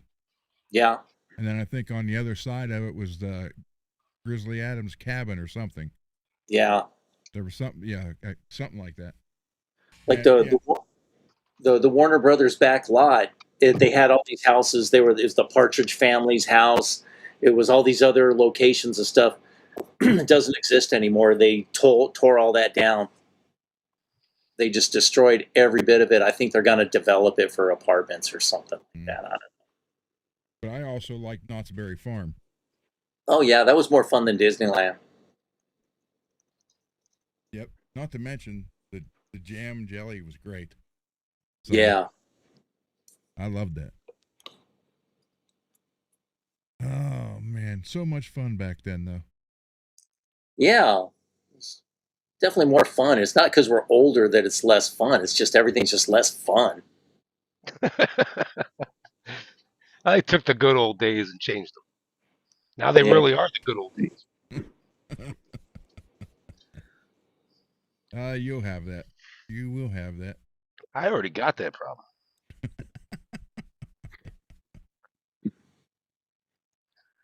So we had Dave, before you got here, I can't remember who it was, but someone said they were going to buy a shirt and a hat this Tuesday, and then 2 weeks later buy the other. I think they were going to buy FRETworks shirt and hat first, then the Gunner Project shirt and hat 2 weeks after that. Oh, very That's cool. pretty cool. Are they also going to join us on the show? I don't know. Rackron. That's it, Rackron. Yeah, he probably will jump in. Yeah, I haven't met him yet.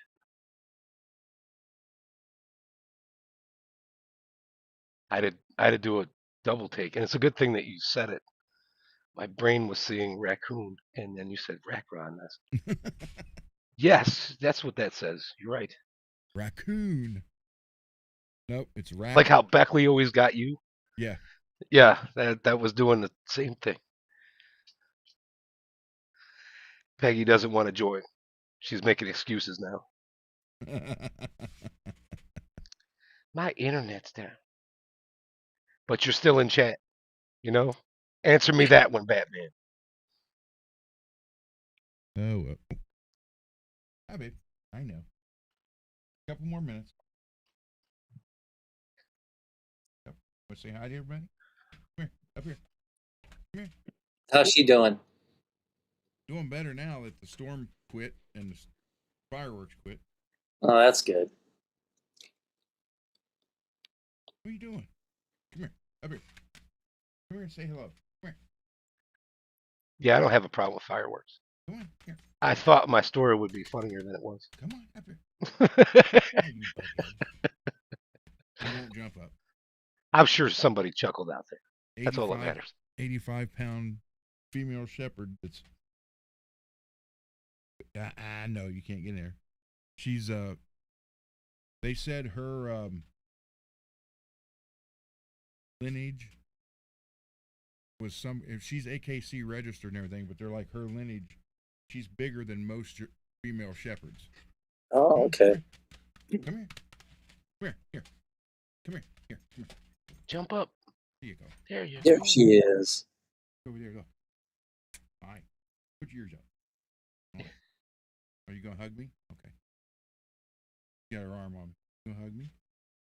You gonna hug me? Okay. My dog was trying to pet me the other day. Oh my God. Like she wouldn't stop trying. I'm trying to explain to this idiot, you have paws and claws. I don't want to get hurt. She kept trying. The arched spine? I don't know. I've never heard that.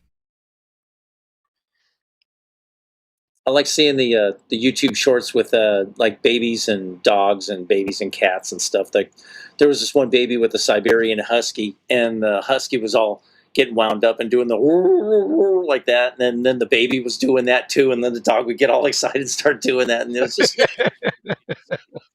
I saw a thing they were showing with cats as a reel on Facebook, and had a woman who just got her nails done, so they were real sharp and pointy nails. And she was showing it to the cat. And the cat was going, like putting hers out. Yeah. Like they said the cat, and then it was a bunch of different cats. And they're showing other people doing it. And like, cats are trying to show you can put those away. Yeah. Yeah, I remember I was crying about something one night. And my dog comes over and she's trying to lick my face and she's trying to make those same noises. So I start howling at the moon. She's healthy, Chung. And she decided she would also. And I think she felt like she howled me and then just walked away. Oh. I thought we were playing. You can't leave. Nobody leaves. We're in this together. Said her piece and got out the door. Yeah. She was like, I won. They're saying that Ava's lineage is more of a like a military police type background instead of more bred for just being a pet, which I can believe that because she's physically bigger than most other female shepherds. And you talk about guarding me and Beth, holy crap, she is unbelievable. I mean, I've had 11 of them, and she's by far the one that's the most guarding of this whole property. Yeah, I had already decided if I ever came to visit you, I'd be at the front door, like 10 feet from it. I'd be like, all right, bring Ava out here. I gotta ask her if I'm allowed to come inside. Dead serious. I would do that. Maybe stop at the butcher store before and just bring her a big old bone Yeah. as tribute. I don't know. I don't know if I'd try that. She's probably pretty smart. She'd see right past it. Like, I don't trust you. Be like that. I'll take the bone anyways. Yeah, I'll take the bone anyway. You sit your ass outside. What was the movie with Jim Belushi where he threw that shepherd the frozen steak? Canine. That's it. Yeah, he threw the shepherd the frozen steak, and by the time he got in the bedroom, the shepherd was back in the bedroom protecting the girl. Yeah. What's the dog's name? Jerry Lee? I think. Yeah. Yeah. Yeah, she does. You talk about protection. Wow. Now, I thought about that because my brother has a German Shepherd as well. And I figured if I ever went to see him, I'd do the same thing. I have a sign out back that says, my shepherd, can you make it across the yard in 1.so many seconds? My shepherd can, if you want to try it, or something like that. So, yeah, she's had two kinds of training. Ava was the one that had all the, Ava was the long-haired one. She's the one that had all the training. She would come up, and she would go for your Adam's apple. And she would hold it. And just sit there, and you just hear. I've seen that. It's just right there, and it was all you had to do is tell her what to do, and she either let go or bit it out, or your nuts. Yeah, that's pucker time right there. My dog has had two types of training too: cookies and outside time. Yeah, Ava. We got Ava when she was, or not Ava, Diva. We had her mother. And then Diva was the long-haired one, and she went to a lady who actually owns a training center for dogs. But Ava went onto that, through that, and then she was trained for police. And then, because usually you have the bomb sniffing or the narcotics. There's two different style. But somehow they put Diva because she was so special, she could do both. So she had both training, which is very rarely done. Oh wow! And then the lady had her. Something happened, and she couldn't have her no more. So she called the lady who got her originally. Said, "Hey, it was something about moving or something, and we can't take Diva. Would you want her back?" She's like, "Yeah, I'll call Ron." So they brought her down here, and we had her for 7 years before she passed away. And what happened, it was stupid Roundup is what got her. What killed her. Oh, that The weed spray killer for kill weeds. Yeah, Yep. all her lymph nodes in her mouth and everything. She got cancer there big time. Oh, that sucks. But yeah, other than that, she was fine. And then that just started. It was like, what the heck? So I was kind of special like that growing up too.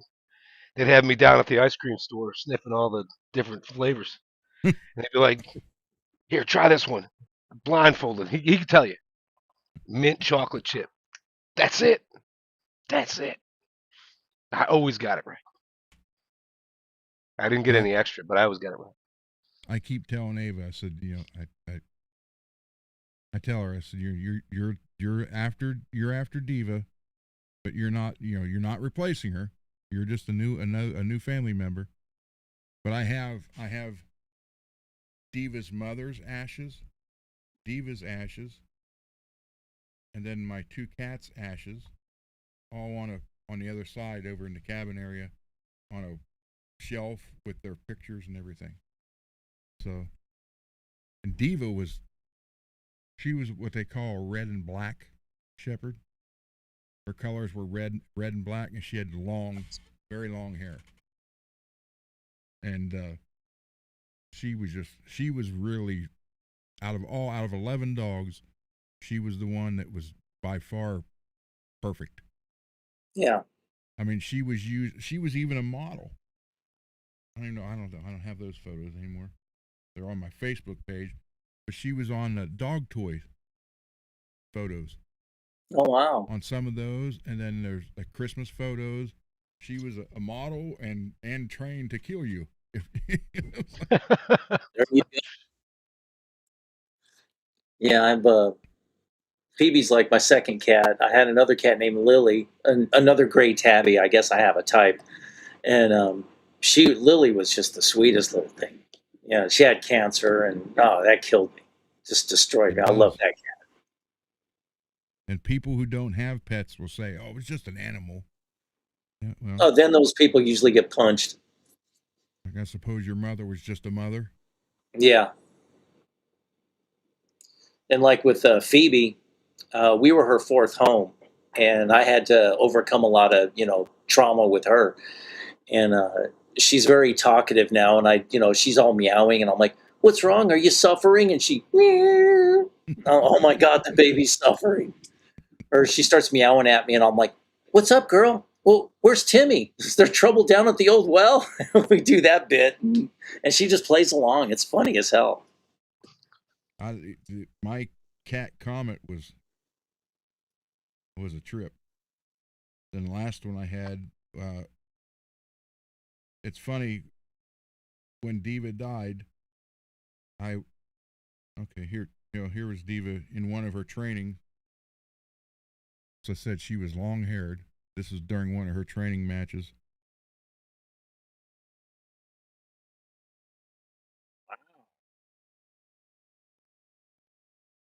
Yeah, that's a good looking German Shepherd. That is a gorgeous. She's stunning. And then this was one of her Christmas. This was her and two of her sisters. She's obviously the long hair on the end with her head tilted, but Rico B. Oh, look at her. Oh, that's amazing. but there were so many. Yeah, it was another training one. That's cool. But I'm telling you, you would say something. She had stuff in German, and I was trying to find the one. She was like in a calendar. She was December. It was around, had a bunch of other Christmas stuff. Like she had presents around her and stuff around her neck, and she would just sit there, and everything was fine. And she loved her spa days. Yeah, I'll find it. Some. Yeah, my daughter would take her to a spa day all the time. She just freaking loved it. But I mean, she would if. Well, Jed saw it. Jed's like, she can't be that trained. So it's okay. And she had him by the nuts. He's like, oh, whoa, whoa, whoa, whoa, whoa. I said, man, one word, either going to take him off or leave him alone. He goes, leave him alone, leave him alone. I said, don't move. But he took a step, and as he took a step, he felt her squeezing her mouth a little bit more. Oh. He's like, okay, I'm done. He thought he was just going to walk out of it? Yeah. Yeah, right. Good luck, buddy. Because she couldn't go for his Adam's apple because he's 6'10". Yeah. So went for the next best thing. Yep. Wow. But she was, yeah. I mean, she was just freaking. She was perfect. And she's one of the very few ever in this area that had both trainings. Wow, that's cool. Ron, everybody's been saying that your mic is lower than mine recently. What if I do this? Is that better? Hold on. Yeah, get right up in there. How's that? Talking about doing the hibbity dibbity. That better? For the last 5 minutes, you guys can hear me better? Yes. Yeah. I can hear you a lot better now with all the fireworks starting to ease up. Well, that's true. Yeah. Well, Chong's right. Yep. Animals touch his soul more than people. Yeah. Yep. I can't stand to see I can't stand to see abuse, period. Whether it's Yeah. an animal or even a person. I don't know. I don't know if I'd have been any good working for Uncle Green or not. Yeah. Like my next door neighbor here, she has a cat she named 10 because it's a little tuxedo, black and white, a little tiny thing, and she named it 10 because it was on the I-10 on the side near the barrier. So they saw that, slammed on their brakes, and she ran and grabbed him and took him home. And he's a great little cat. She just loves him to death. So that was really awesome, and that's a great story. So I named him 10. Why? Then it says the story, and wow. I thought you were going to say because she had 9 before that. So. Next one's going to be 11, right? Exactly. Oh, well. All right. I guess I missed that earlier. We got 3.5 more minutes. Okay. What do you guys want? You want to hear a song, or do you want to? You want to hear? Yeah, what do you want to hear? What you want, Greasy? I just go with my favorite, "One Night Eternal." I love that song. Good. It's just got a swagger to that riff too. I just love that song. Well, what I find funny about, obviously my wife does not like this song, but I can understand that. as far as recording and this was one of the first ones. So Kevin's voice is, and as they go on, you can hear his voice gets a little rougher, and because he hasn't done it for so long. But to me, I think this one was probably done the best. The production, the sound, the voice, everything. This is probably the best one out of all of them. The song has a spirit to it. I can just picture hearing that on the radio, just cruising down the, nice sunny day, got the windows rolled down, just cranking the crap out of it. And 1988. Yeah. And, and I guess as far as how your wife feels about the song, and the thing that makes it worse, it's such a great song. I know. If it was a mediocre, crappy song, she's like, no, but it's such a good song. And, it's just, she just doesn't like the subject matter. Yeah, because she knows the story. She knows why I wrote it. And I was like, yeah. But I said, if it helps you feel good, I still don't know who it was. Yeah. So you better not after 44 years, 42 years. You probably don't want to know now. If I find her number, shit's going down. Right, so here we go. Like smoking out of a tube in her throat. Probably the best song I've ever recorded, ever put out there. Yeah. And probably the best vocals too. I think Kevin nailed this. Yeah. And I still say he sounds like Ray Gillen in this. So yeah. All right, here we go. All right.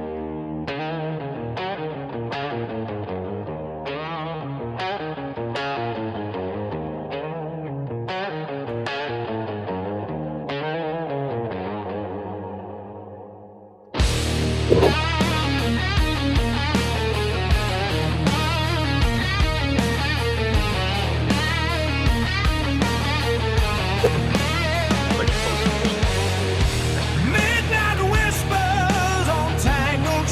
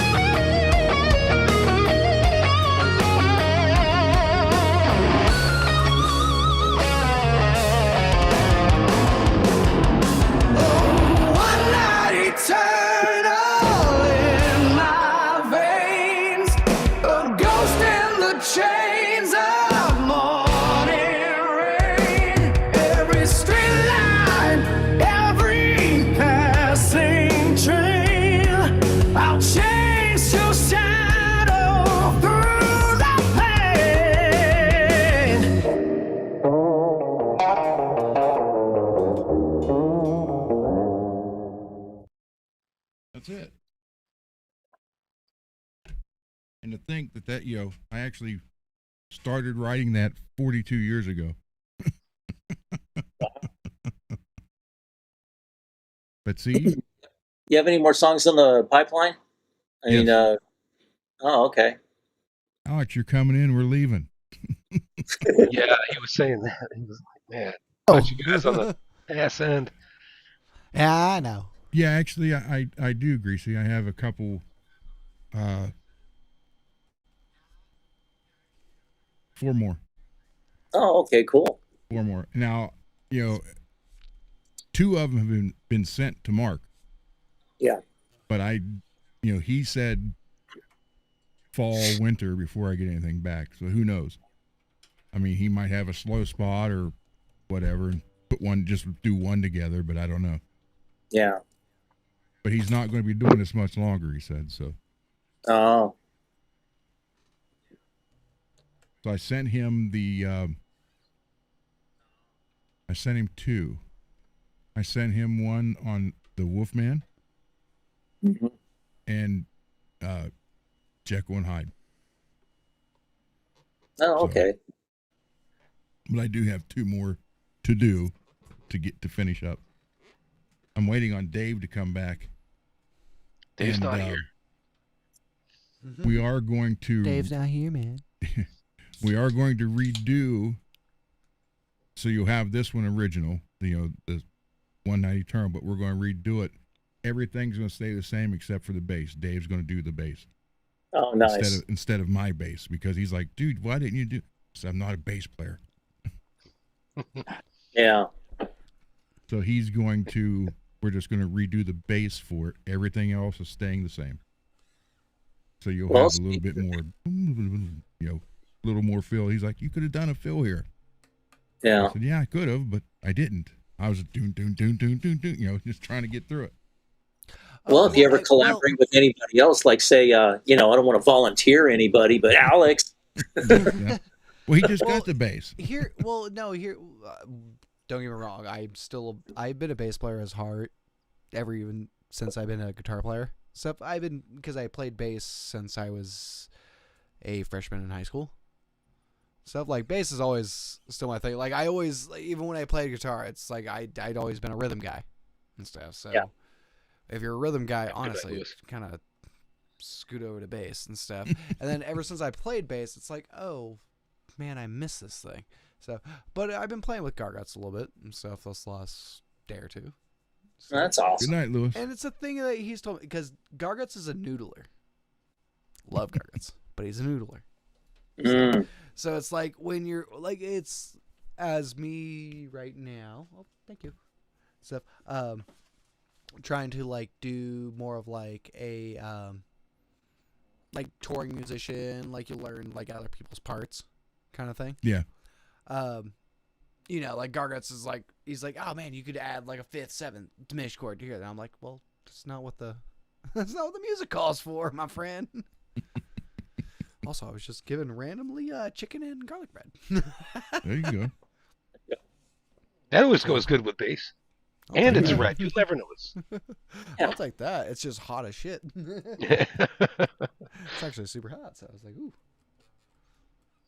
So cool. I'm glad you're working with Garguts now. That's good. Oh yeah, I would have been working with Garguts for a while. It's just me and honestly, it's just me and him. But last thing night when before the situation and stuff, he just told me he was working a lot.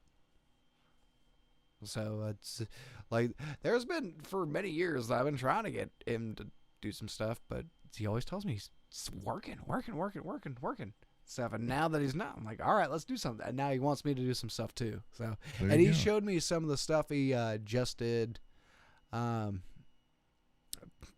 2 days ago. And then so I was like, ooh, okay. He was like, hey, add some bass to it. I'm like, all right, cool. There you go. So we're trying to figure out something like that. He's just got to send me over the files.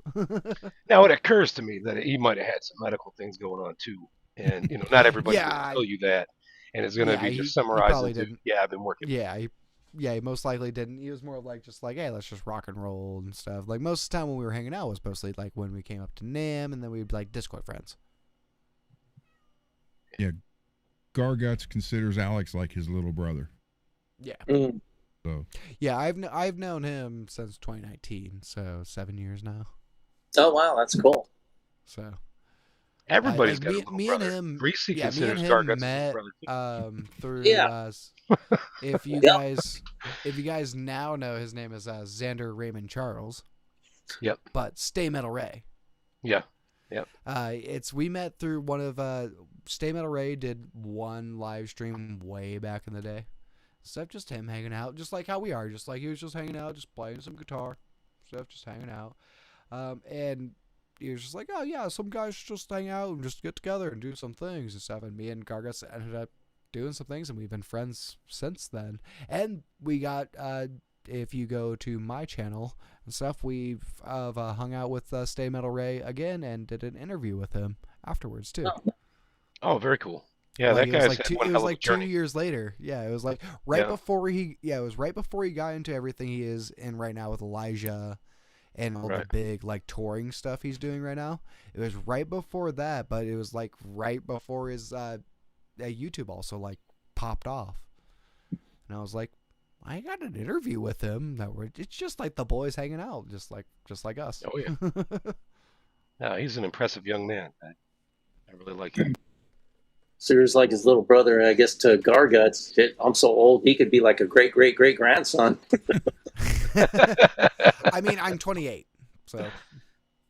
Oh wow. Yeah, you'd be like a stepson. Wow. Yeah.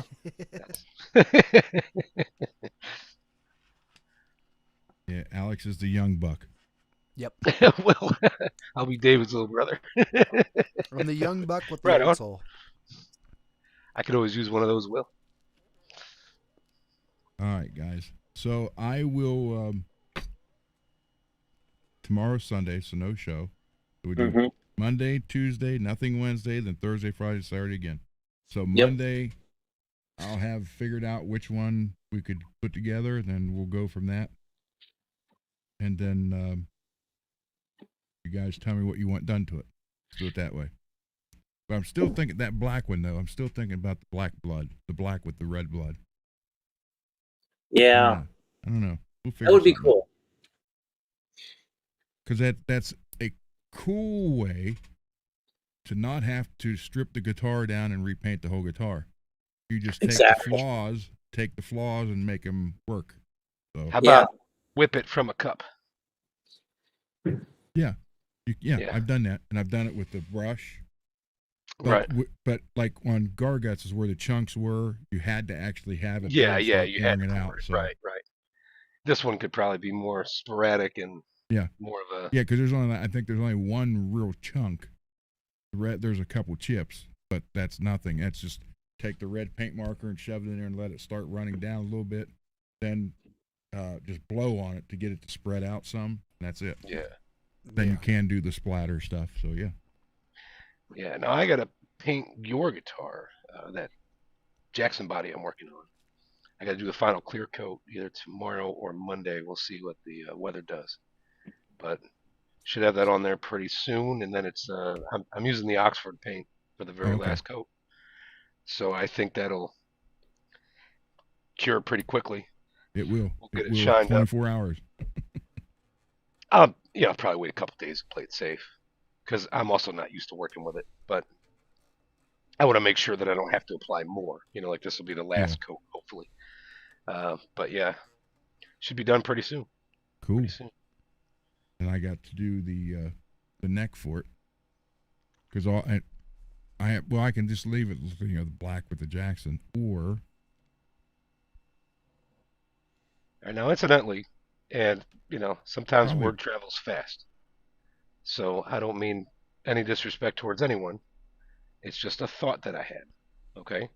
So before anybody gets upset and wants to, rage quit David, it's a thought, and maybe it spurs a conversation, and something comes back to life. Anyway, we're at 437 subs, and we wanted to do that guitar giveaway at 500.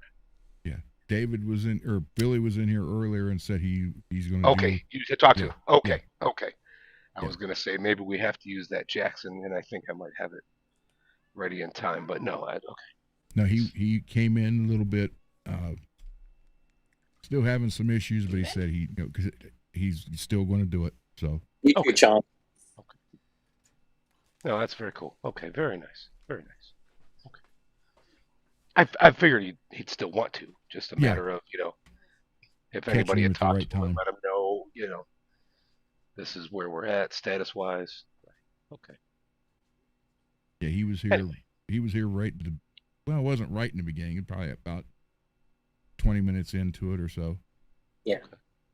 I hope Then he's he doing went. okay. He went out to see some fireworks with some friends. So, but yeah, he made that comment that he, not to worry. He's still going to do the giveaway. That's cool. Okay. I figured he would. Just, you never know. Life changes. Yeah, Yeah. it does. And you don't know how long it's going to take us to get there. So, Okay. So we're at 37. So then we gained 2 more tonight. Quite Oh, possible. wow. Yeah, I what think else? Alex finally joined, and I saw Zach hanging around there earlier. So Okay. I'm just kidding, Zach. Yeah, my bad. Is I was not paying attention to what time it was. No, we were talking about subs gained, and I was kidding. Oh, like wait, what? you had just added. No, I'm sure you've been a sub for a while. I was kidding. I think I was one of. Yeah, I think I was one of fucking Ron's first ones. I'll bet you were. Yeah. Greasy, aka Rick Nelson. Yep. Good with that. Well, David with that hat kind of looks like. Here we go.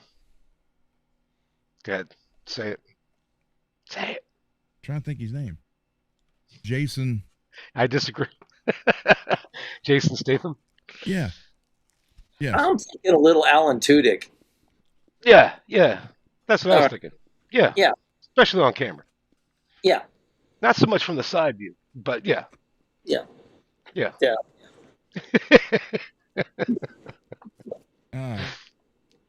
So, was gonna say, if should you we had a play little one bit more more then? beard Then hair, I'm like- call it tonight. Sure. What's his face? Fucking from like Zombieland and.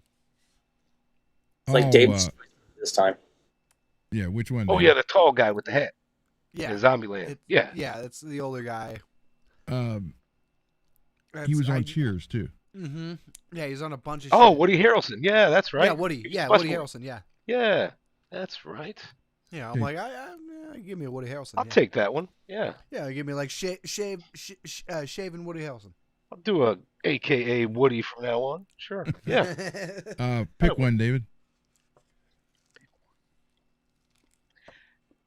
Chicken, by the way. How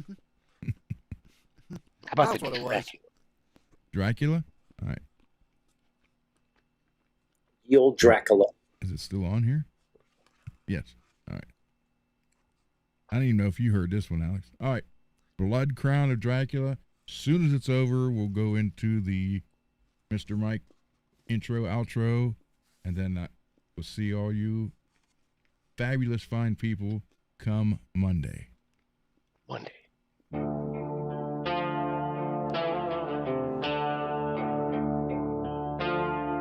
Don't worry, we'll write all new jokes for Monday.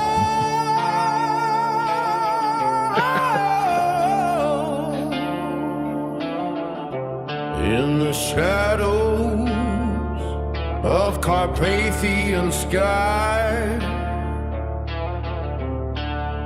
wolves begin their mournful cry.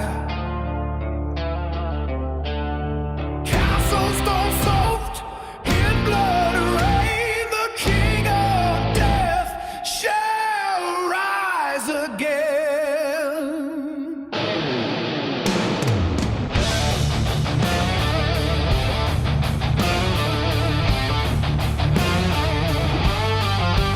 Born in blood and crowned in war, the empire feared forevermore.